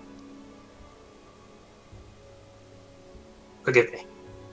I merely wanted to ask him to spread the word within the university about the need to find such artifacts, or any ruins that may contain things of a similar construction. He has more contacts at the university. Yes, but you also know the self-absorbedness of my colleagues and how they would be prone to empty your wallets before they would give you any information. They aren't a bonus that will help for free, even if the impending doom is coming. Nor will they ever be. Unfortunately. I will try my best and see what I can do. But thank you. I think if you would want to take a look at that study, now would be a good time, because now is supper time and there would be very few wandering about that would question the 5 of us. I don't want to go back there again. I will say that much. Huh? Go back? What do you mean? Never mind. Needs to be done regardless. Where is Antoine's study? We'll have to go into the university, but I can pet you. It is on the deepest level. That greatly. Mary, we're done here, and if we're late, just keep the fire going, please. Honey, I'll take these into the. I heard you. It's all good. See you later tonight, darling. She just kind of sits like in one of the corners with like a book or something, and just seems to have been listening, but not taking part. He walks over, takes off his slippers, puts on his shoes, and starts walking. It's a Silent night, a bit like rain heavy in the autumn, still a decently warm, but you can kind of feel rain rolling in and about to fall. There is a lot of lamps that kind of illuminates pathways that you walk through, and you walk towards this now dark and looming structure in the center of the island. You walk in through one of the open gates, again mainly for like spectacle than anything. Walk past a lot of people running around with long robes and books in their bosoms. You see how in one of the larger like regular house-looking buildings that seems to be open, there's a lot of sound coming out as probably what is like the mess hall. You walk into the central building and are met with just like letters with what would be like, you know, plaques with like signs pointing this way and that way and this way and that way. And this isn't like, there's no structure to this. There's like 6, 7 stairs sticking up from the ground, going like over and the top of each other to different places. And it's just like, oh no, why do they have so much symmetry on the outside, but the inside looks like fucking chaos? Oh no. But everything seems to be like labeled, like next to every stairs it says like laboratory, it says like classroom A, dorm rooms and shit. And he walks over to what looks to be a large iron door in one of the sides, walks next to it, takes up a keychain and puts a key in, clicks it open, opens it, and you see darkness on the inside, but he like takes out a smaller one, kind of taps the wall, and you see how a very thin line on the stone kind of lights up and extends downwards, and you can see just barely. Kind of points towards you. It is down there. I prefer to stay up here. It always gives me the chills. You said there was a barrier up ahead, correct? Yes, you come down to like a plateau. There's an arch, and the arch is covered by what looks to be a shadow barrier of some sort. Has anyone tried to go through? Oh, absolutely. And what happened? Nothing. Just felt like smooth glass. Yes, I suppose that would be a way of putting it. Encountered similar things before. Thank you very much. Thanks for your hospitality. I'll stay up here since the door needs to be locked. Do you have any cognac on you, by chance? Kind of shakes his head. Unfortunately, not. Should I throw that away this pack? You see Navin like pushing his wine bottle deeper in his pack. It's like, Yeah. okay, you start walking down, and again, like very beautifully made long stairs. So there's like 3 steps to each stair, and it like spirals around probably the entire outskirts. You get some 50 foot down until it starts leveling out, and you see this big arch in front of you, and there's just a shadow over it. Before we go in, what do we do if he's inside? Leave immediately. Hmm. And quickly. Yes. Because as powerful as Anton is, I doubt he could take the entire city of Lamenta. True. I suppose he doesn't really mind us as long as we don't annoy him. I It's would not not that test. one I'm worried about. I would not test that theory. Do not count on that. Wizards can be fickle. Hmm. Well then, can we just walk through, or is it only one of us? You want to give it a try, Navin? Suppose. I'll try first. I'll do it. I'll do it. Sorry, Everyone's doing it at the same time. Yeah. No, me first! Okay, I suppose like the 3 of you stand there like 1, 2, 3, extend your hands. And Navin, your hand passes through. But both Morgan's and Cohen's are stopped. Not again. So yeah, it's a whole like look back like, well, that's interesting. What about you, Garrus?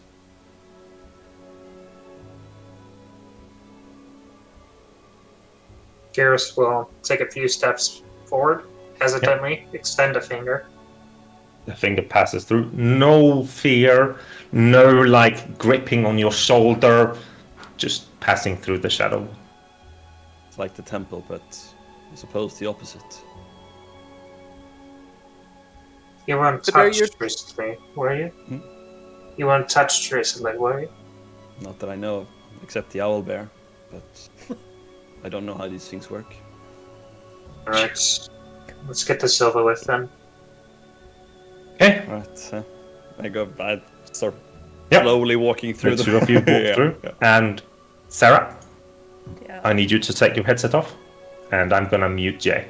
Okay. Or Yeah. deafen Jay. Yeah. Okay.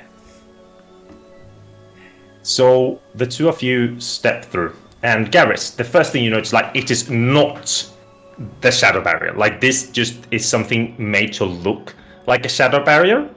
But why the fuck can you two pass it then, is the question. So you two pass it in to this, like, octagonal room. You see on two of the, like, straight walls, there's rooms that go out. But in the middle, there is a larger desk. And behind the desk, you see a chair. And as you are both stepping through, you see how materializing in the chair is Anton. And he just looks at you and he's, please, wait, I can explain what is going on. Could you bring the barrier down so the rest of us can meet as well? He like shakes his head. Yeah. I will not be doing that. Yeah, I just hold my hand still and like sort of Like give he a holds up small his hand nod. and Yeah, like, yeah. I give What him- is it, Antoine? What do you want? I need you to listen to me. I cannot have said this with what is outside. I have tried to get you separate, and you showed up here, and this is a very good place for communication.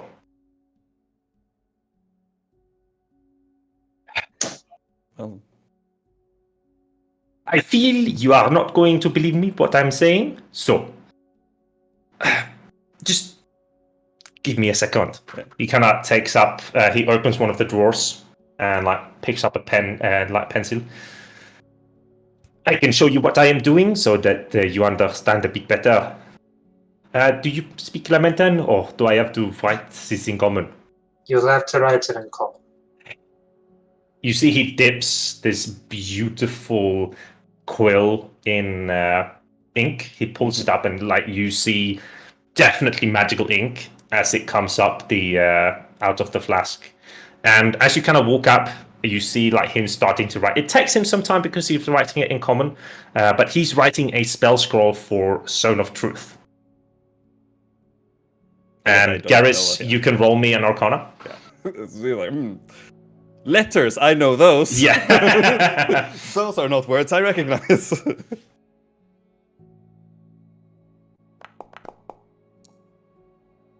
It is definitely a proper spell scroll as you're looking at this. You Like- realize that I'm not going to trust what you say regardless. He takes it and he finishes it, and then like he pushes the spell scroll over to you. Go ahead. You can cast it. If you know how it works, I will be under the influence. Unless you've done some other trickery on yourself to make it a half-truth or some other matter. You can go ahead and We will look listen. through me. Can always discuss later, but we will listen. Do you cast the spell? Yes. Yes. Navin, do you want to fail the save, or do you want to try to...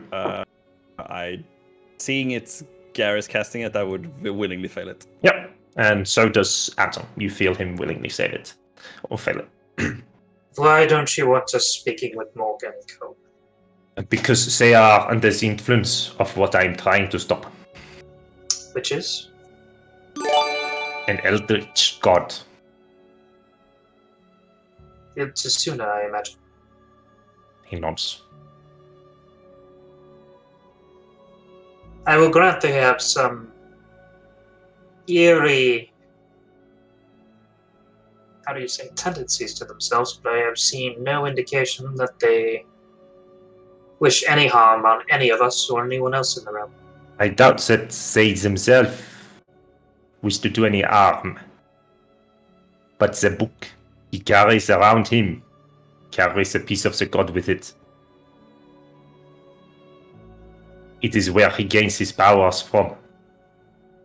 It is what keeps him alive, and somehow, I believe you call him Cohen. He has a very strong link to it as well. Go in. Cohen is the other one. They didn't seem to recognize it when we were in the temple. How could they be so fooled? I don't know.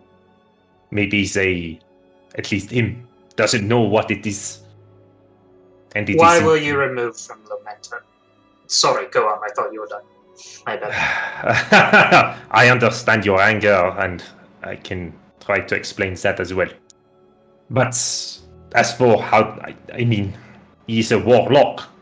He gets his power from the god.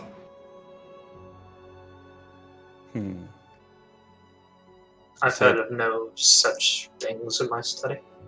Warlocks? Not currently, at least. They are few and far between, but they pledge themselves to higher powers. Either eldritch ones or gods in general.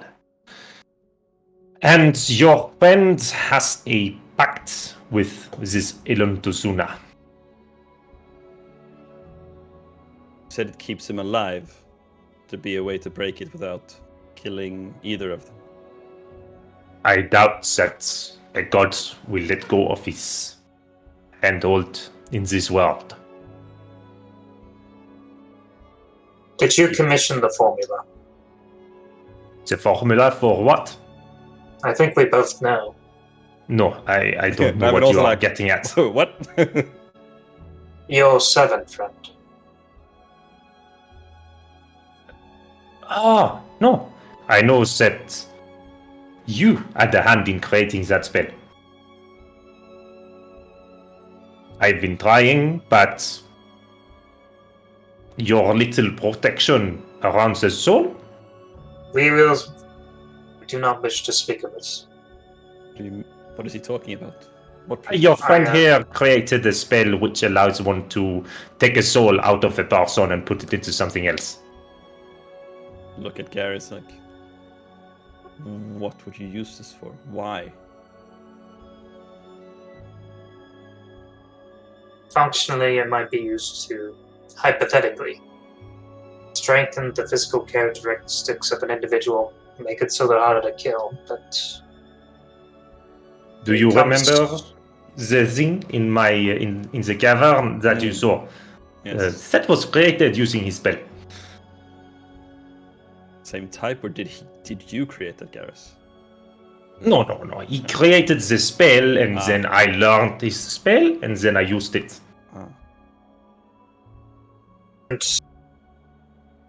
It wasn't the Dominion, was it? Kanske said no, it was an orphan that had its knife. That No. had a knife pushed into him, and I saved him. Yeah. I can appreciate the aspects. It might have been better to let him pass peacefully, instead of damning him to roam the lands forever. I mean, it's not forever, but Regardless, we're getting off topic. we are. I should not concern myself with my own personal fears. There's a lot of new things that I've not known. I wish you had told me earlier, Garrus. Would have saved us time. What Let time me would this explain. take? Yes. You can take whatever you have. They are outside, and the longer it takes, the much weirder it is. So, I, Anton Valois, am not looking to end the world. I needed that thing in the book not to believe that I would help anyone. My goal is to assemble the tablets. But when assembling them, Iluntosuna will be able to come back. Then why are you assembling them in the first place? Let dead dogs lie. No, because, as you already have figured out, the two worlds are coming together. And unless the magic is strengthened using the magic of Iluntusuna, we are going to die. But I have devised a way for me to put them together underneath a magical circle that will keep Iluntusuna inside without allowing him to be spread. The sealing required for that, even for someone like you, is of immense strength. Aye, it will cost me my life.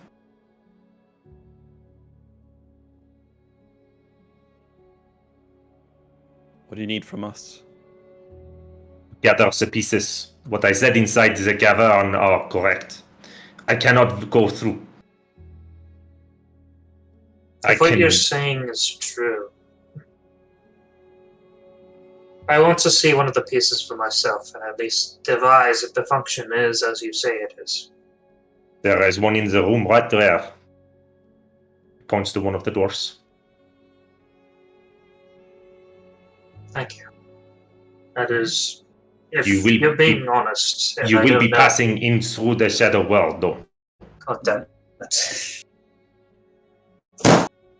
This is not an actual barrier, which explains why you and I can. This is your will, I assume. That is my own barrier. About 40 years ago now, all of the pieces seemingly had a barrier erected around them. Maybe because Iluntusuna became more powerful and he wished the magic to run out. I have attempted to find them, and these pieces, useless. Yeah, tosses them away. He showed the needles. Yeah. Retrieve the piece in there. See it for yourself, Garris. Is there anything that lies beyond the barrier, beyond the tablets? Any creatures of the night waiting to... What protects these areas from these creatures exactly then? He shrugs. It is only rifts that bring them.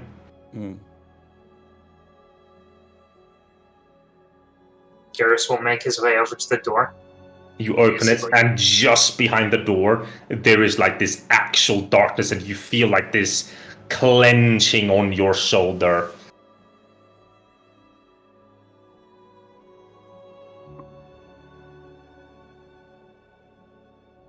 Is there no other way to stop them?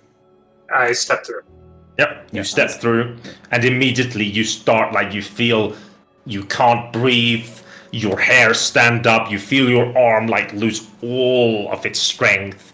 But this time you feel how, like, the shadow kind of moves down and starts, like, your arm, like, you feel the full strength in your arm as it was before the injury with this shadow on your arm. And, like, it starts, like, moving on its own, and I need you to make me a wisdom saving throw. Antoine, you're twisting it up again. That's a 6. You, like, fight it, and you manage to somehow gain control over this arm. But it is fighting back, and you are barely keeping it. And you see on a pedestal in this, and in a small, like, 10 by 10 or 10 diameter room, is a piece of a tablet. A rather small piece. I walk up in a hurry. I reach out with my good arm that isn't the one that's shadow possessed. You take it, you feel like the dark magic inside it, and then you turn, you run out, you pass through the barrier, and like as you pass through the barrier itself dissolves. You fall on your knees panting, sweat just dripping. I'm assuming Navin kind of walks up and helps you as you're close. And you just like, as you kind of look up with perspiration in your face, just a pained expression in Anton's face. Well, Garrus, was he speaking the truth? So far as I can see, it is a piece of the tablet. You will know what its function is, regardless how long it takes. You feel how your left arm starts to move very slowly towards the tablet, and you like try to move it away, but it's like your shoulder chucks it away, and then like it starts coming back, and then you overpower it, and it just kind of slithers back up on your arm.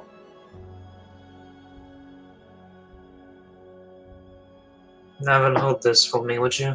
Sure, I hold it for him. You see how Anton kind of puts up a piece on the table, puts them together. I do it in front of him and like put them together. You see, like Morgan Morgan is a very smart individual.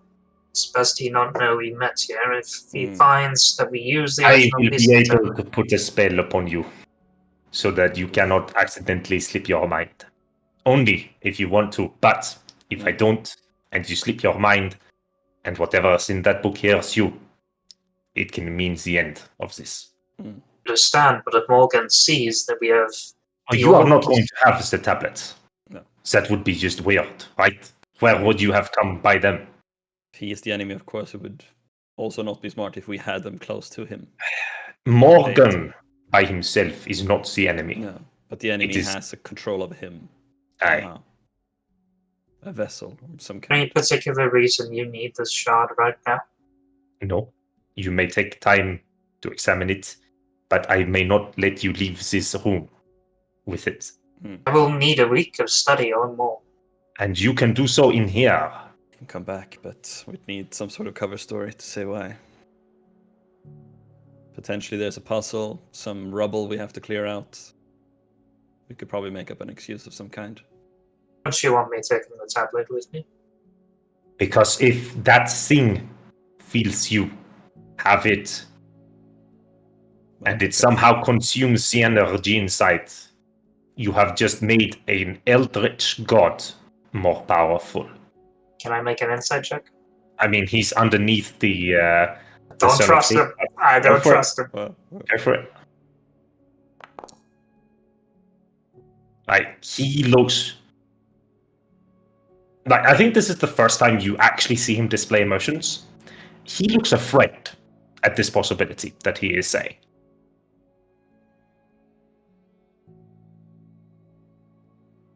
I will say that I wanted the Shadowfell for some time. I'll try to buy myself a couple of hours. yeah. Is that acceptable to you? Yeah. I mean, I wish it was as simple as you ask and I can tell you about the properties of these. I don't know what more you want to do. I think we want to talk to each other, maybe just me and Garrus. But of course. Understandable. There are, however, still things I need to tell you. Yes. But then First maybe we of should all, wait with that, yeah. He turns to Navin. You are walking around with one of the most powerful artifacts upon this planet. Clueless. I sort of look around like, what do you mean? He kind of gestures to what you have on your back.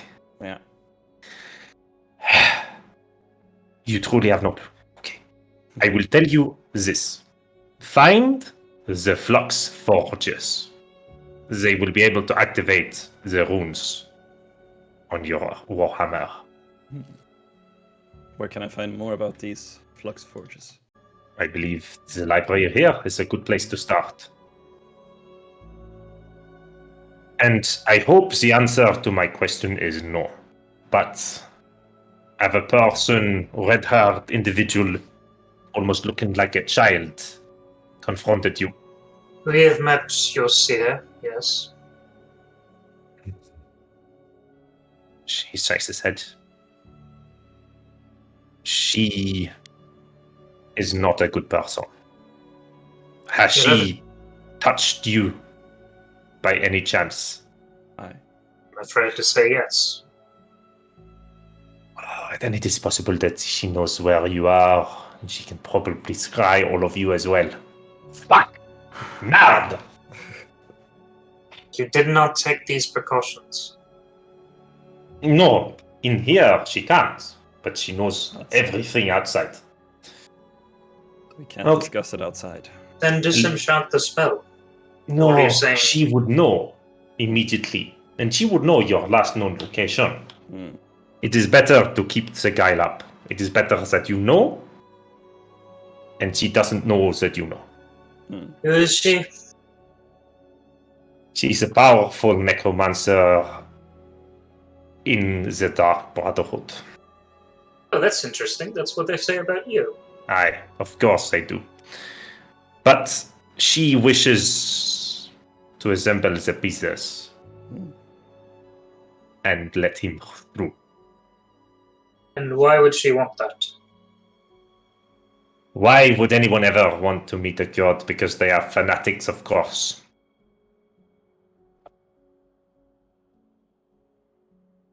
I don't know about you, Garrus. I don't even know how we would go about deciding where to go, who to trust. This. I understand that I have placed a heavy weight upon your shoulders. But if it turns out to be true, then we can't thank you enough for it. If it's false, then It is odd. But what is the origin of your youth? They told me you were a necromancer. And based on your age, I'm prone to believe that. He just kind of shakes his head.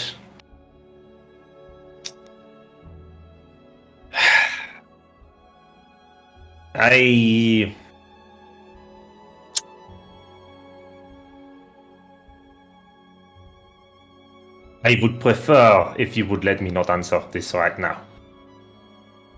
It is a very secretive thing, and if it gets into the wrong ears by any chance, it could be very bad. What did It it is- cost? Can you tell me that much? It did not cost.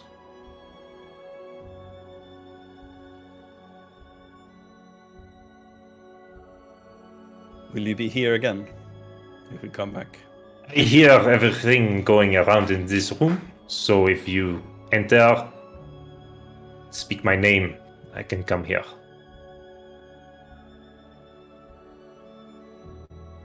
I don't know. Perhaps we should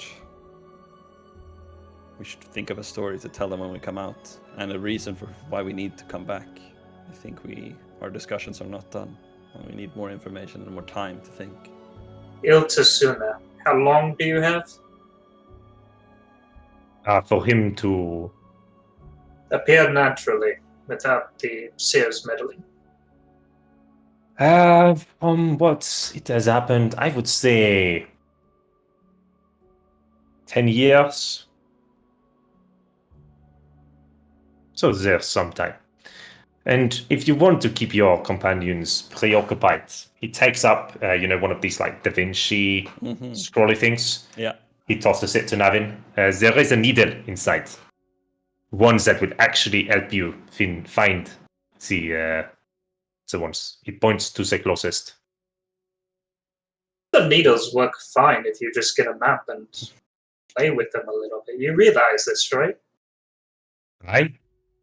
I know, but the problem is I cannot pass through.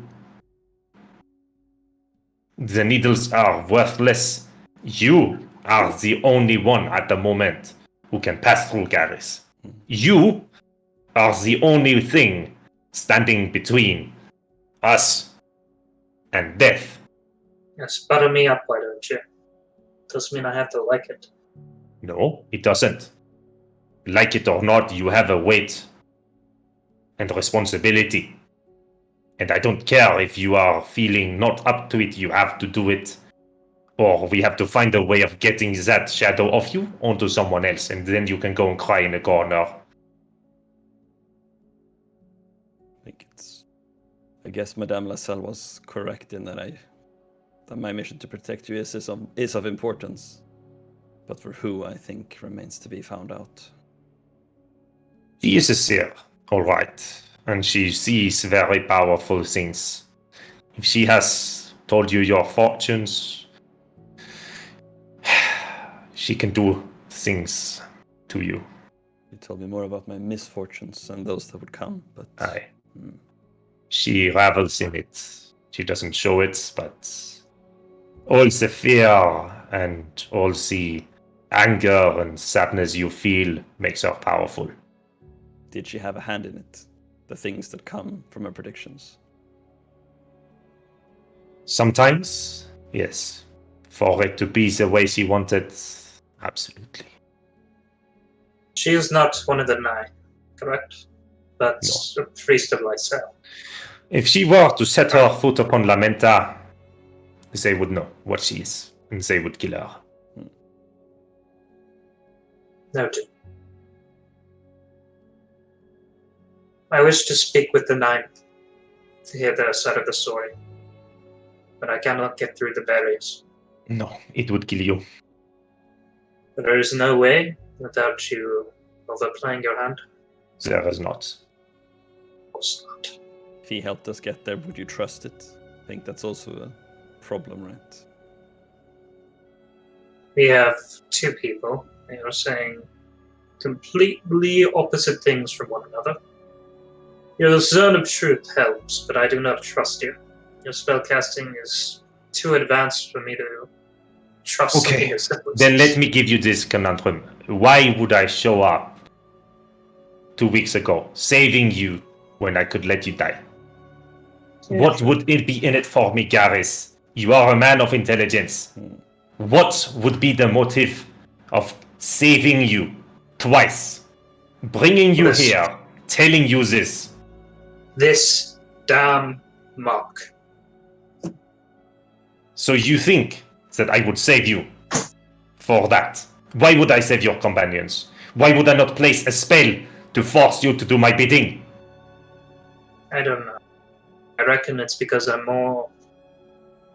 I reckon because you thought it'd be easier. Just Maybe. keep me in No, mind. Gareth. Submit, just humor me. Submit. I am. And he starts incantating. He asked you to submit before. He starts incantating spells. And you feel a thing coming over you. Would you submit? You become a slave. You just hear his voice. You do exactly what he does and what he wants. And you feel so small in your mind. And you feel that he would have this ability to keep this power over you forever. That is how powerful he is. And then he lets go. You've made your point. Yes. I want the world to go on. And we cannot do it if whatever is in that book knows what we are doing. We cannot do it if Madame Lysel catches on to you, because she will kill you.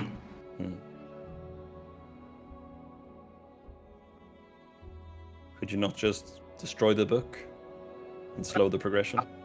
I am powerful, but even a fragment of a god.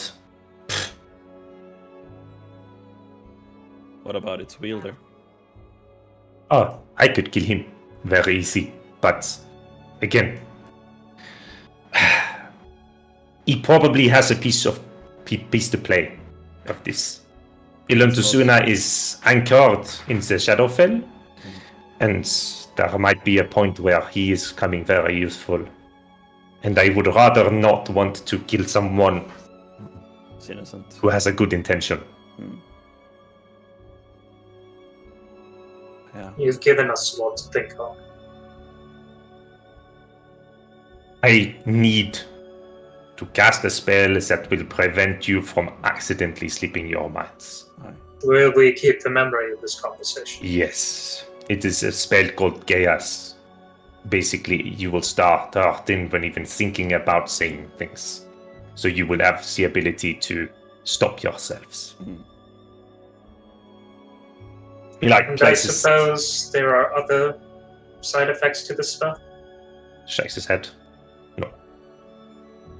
I have no choice but to trust you in this manner regardless. He nods. Give me your hands. Yeah. So hand it over. Yeah. He starts incantating. And it's worded so that if you attempt to say something about this meeting to somebody that outside of this room for now, or like not in privacy of you two, where you know that you cannot be overheard by any scrying spell or shit, then you will get like first like it will sap you and then it will crumple your fucking mind. Yeah. Is it done? Or I guess Aye. we felt it. Yeah. If you need time, talk. Yes. I would suggest you saying that the shadow barrier is behind some doors that you cannot open or something. If you need time to study these, or simply you go about your day. I think it would be nice of us if we had an idea or explanation that would make us be able to come here. Aye. I don't know about you guys, but perhaps I could tell them that there are runes here that I could read some, and that they mentioned like you said, the flux forges. That would give us reason to come back at some points and give us reasons to study more. And then That is acceptable to me. I guess that is the next step. Yeah, and bring you in because you can come in. And that'll give us time because we cannot talk about this anywhere else, I suppose. You can, but just underneath the proper protection. So you can also. We don't have that power, unfortunately. If you find a way to write notes between you who are encoded, you can use that. Just sometimes simple, just like swapping letters around. I'm not much of a nerd man, unfortunately. I am still curious. Why were you removed from Lamenta? Because they found out what I was. I am not human. That is all I can tell you now. I mean you no ill. I mean this world no ill. Many men have created great tragedies with the same intentions in mind. But I will take you at your word. Yes. Navin doesn't really know how a zone of truth works, right? Or like, do you feel it like you can't lie? Yeah, you feel like you try to. If you try to lie, like you can't. Yeah. I sort of like try it, like like sort of whispering just to see, just to like make sure that it works on me at least. But yeah, and then, sorry. No, I was gonna sigh and like. So what we're gonna do here is like he's going to teleport away, and then I'm gonna give him the piece beforehand. Okay, good. So then I'm gonna unmute the others and say that you guys are walking out, but then you two can write to each other to come up with like a purpose story. So we're just gonna end as you exit with this thing in your hand. Okay? Yes. Yeah. Cool. Let's see if we can get Sarah's attention. Welcome back, Jay. Sorry for scaring you. Sorry. That took a long ass time. That was a lot of trying to figure out a puzzle. Yeah, you see how both of them walk outside. 3 games of Hangman in. Yeah, that was half an hour, and you see how Garrus holds like one of these like Da Vinci swiggly twiggly things. Ooh, yeah. Hold on. Yeah, Codex. Wait, how did you get it into his room? Does it look like this? Yes. Yes, it does. That's I good. 3D printed this. And the last words of the night will be Garrus telling you what's inside. Antoine is an ass, and we have an actual compass now. And that's where we're gonna end the session today. I mean, he is an ass, so yeah. Wait, so was he in there? But you can't just end it there. I can. Okay, but can I a bunch add of cryptic notes, but he himself... Yeah, we can take some... I think that... Okay, so... Yeah, we can take some discussion. There might be some things where you two can say, like, we can't answer that, because, like, how it is that it's longer in-game. Like, they take some time to come out. Yeah. And the players need some time to discuss between them so they don't give different answers. So you guys can roleplay a bit and ask questions, but they might just say that they can't answer that right now. Yeah, that makes sense. Just so that you're aware. That makes sense. Because we don't want to let you sit muted for another hour. Yeah, so go ahead. Ask whatever it is that you need. Okay, so do they look hurt? Have we seen any struggle or anything like that? I think, you can see Navin is unscathed from when he entered. I think Garrus is probably a bit like tired, I guess. He looks a little shaken. Yeah. Okay, shaken, but not stirred. No, he's not injured. He's Okay. become a cocktail. So, He's, if anything, just fucking tired. Yeah. so what did you do over there? Did you just like look at notes and find a cool cryptex? We called found the a Cryptex, by the Cryptex. way. We couldn't bring it out of the room until we solved the damn thing. But and What was Navin the answer? found what I think it was something like underneath or something like that. I don't remember. Something of that sort. Hey GM, what was the answer to your stupid fucking Cryptex again? Shadow. Alright, okay. Sorry. And you Why see was I him thinking? pull out a needle. Nice. I am glad. Wait, what? If this one was locked away, then that means it probably wasn't of much use to him. If he, or maybe he just hasn't come back here in forever. I mean, Can't he come was back here? banished from the city. Yeah, that's the intention that I saw. I mean, we couldn't physically leave the room with the compass until we solved it. Maybe it's possible that even he didn't have the solution and just didn't have the time to actually take care of it. Oh, I don't forgot it was a That is puzzle. possible. Yeah, that's the main thing I wanted to see. Is does the cryptex look old, or does it look like something that Antoine himself constructed to contain the whatever it was? Does it look like an artifact or just an object? I remember it looking. I don't know. I remember it looking like it was somewhat recent, but I still don't know if Antoine himself built it. It could have been somebody working against him. You can roll me a history check, mister. I was thinking that you can roll me an archaeology check. Did he bring the Welcome. cryptex out? Yes. So can I roll the history check? Yes. Yes. You can. That's what I meant. Good. 10 You would seconds. have had no idea how infuriating it would have been for an archaeologist to Yeah. not be able No, to no, do you that. can touch this thing and kind of feel it and everything. You gotta put the gloves on, the white cotton yeah. gloves. 22. Like, you take it over from Garrus lines, like you go, like Garrus How doesn't really care. big You know, was the- Garrus is, holding it like this, but you take it very carefully and just like look at it. And this thing is old. It is probably like similar made as your weird bell in the craftsmanship, so it probably is a Elastin. Thanks. So it's like the residue of magic can be felt in it, and it's like, yeah, if you fucked up you did the wrong password 3 times, it would probably disintegrate itself and whatever is inside and all of that jazz. So it's If we put the needle back in, would that property reactivate? the problem with this is that it might be set to a different password. It's that That's not gonna complicated. make it then. Done. Yeah. It's just saying, oh, we could actually keep this one safe. Well, we should try and hide it. So the same thing doesn't happen again. We also What, Jen- found a few notes. Antoine was apparently looking for some sort of forge. Apparently I'm not quite sure why, possibly to reconstruct the tablet. Just need an old runic language. I thought he wanted to do the opposite of reconstruct. Maybe he wants to melt down the pieces. Maybe. It's hard to read it. It's very complex, and I don't know enough of the rune script to be able to decipher all of it. Maybe if we get some more information somehow, but...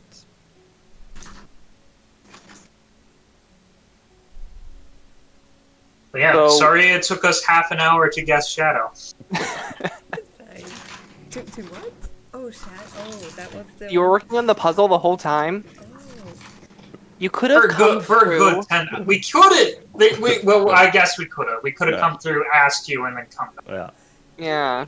Wasn't exactly an easy process. It's fine. We got the. What was the puzzle? How did you guess it?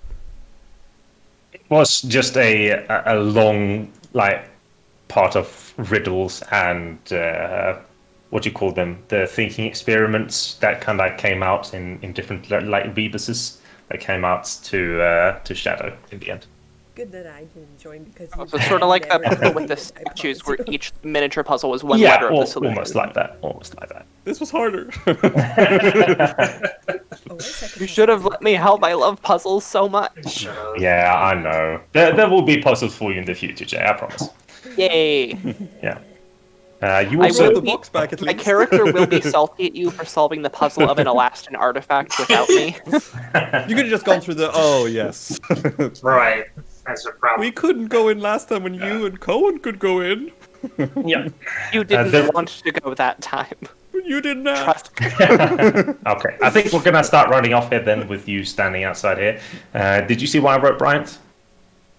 No, Bryant was the only to him, just to let you know. That was. Oh, sick. Yeah. That's very nice. Okay. Yep, it is. Ja, jag tänkte rida någon som målar DND. Yes. So, with that said, I want to remind whoever is still viewing this that next Thursday, so the 13th of May, there will be a one-shot ran by me, and this one-shot will be influencing the campaign in one way or another. So for whoever wants to attempt to join that, there is a raffle open. You have the raffle ticket that can be purchased on the Twitch stream. That is equal to 1 ticket or 5 if you buy the bundle. I will then count up all of the tickets that each person has, and on Sunday I will draw the people who will get to join. You don't need to set up anything yourself. It will simply be you joining and playing through the one shot. It is set in about 350 years prior to the current campaign, where the players will be stuck behind enemy lines in the green-skinned crags. Okay, so not us as the players. Not you, as the 350 years players. in the 350 years. Yes. We're showing up with If you want to mustache. join, just go ahead and write something in the raffle channel in our Discord. With that said, we will leave you guys for tonight. We're gonna raid artist, so stick around for that, and we'll see you on Tuesday, or I mean, Saturday, I think it is. yeah, next Geekier Nights is still Saturday, and then Sunday. Sunday, yeah. Yeah, I am still going out of town. I believe it is next. Yeah, We'll you're missing work that one session next week. I am very sad about because it's getting interesting and it's literally my hometown. Yep. Aw. All right. Okay. Thank you, everybody, for sticking around. Thank you, everyone. See you, everyone. See ya. See you. Bye. That was fun. Yeah, it was really fun. And I Sorry really that you guys had to sit through that, and we're gonna have to take just a little bit more moment to talk. Foundry, so far, What's up? Thanks how for do you the feel raid. about interface and everything? It's so much better than Roll20. It's a Roll learning 20 is process. Like, simpler, I but would, yeah, but I don't know if anyone this wants is Why to keep actively talking play God unpleasant of tool War. as opposed It to would just be me Roll20, which is geeking out about actively it. unpleasant and clunky to use. Also, Geekier Nights, what's up? The How only was thing your I- stream? How much money would it cost to get like the If rest you of the like books breathing, in so I like can God of actually War. put We in my have- class feature? Yeah, honestly. All of the books. The thing is that Oh, wait, that actually, I just realized that was a threat. for the That class was- that was a- features, that was a it threat is veiled an in a joke. experimental thing that I have If to you like get breathing and play God a of War, Patreon that's a subscription to a menacing energy person behind that. I didn't to even get catch in, that that was like and I will be getting that threatening message. and seeing how like it breathing and play God of how War. it That's works. funny. Hey, do you want How us are you? to I'm throw super money good. into We're that? just, Because I'd doing be some D&D totally willing to headshots like pay the for, entire uh, subscription Yeah. for you if you want. We can find some nice money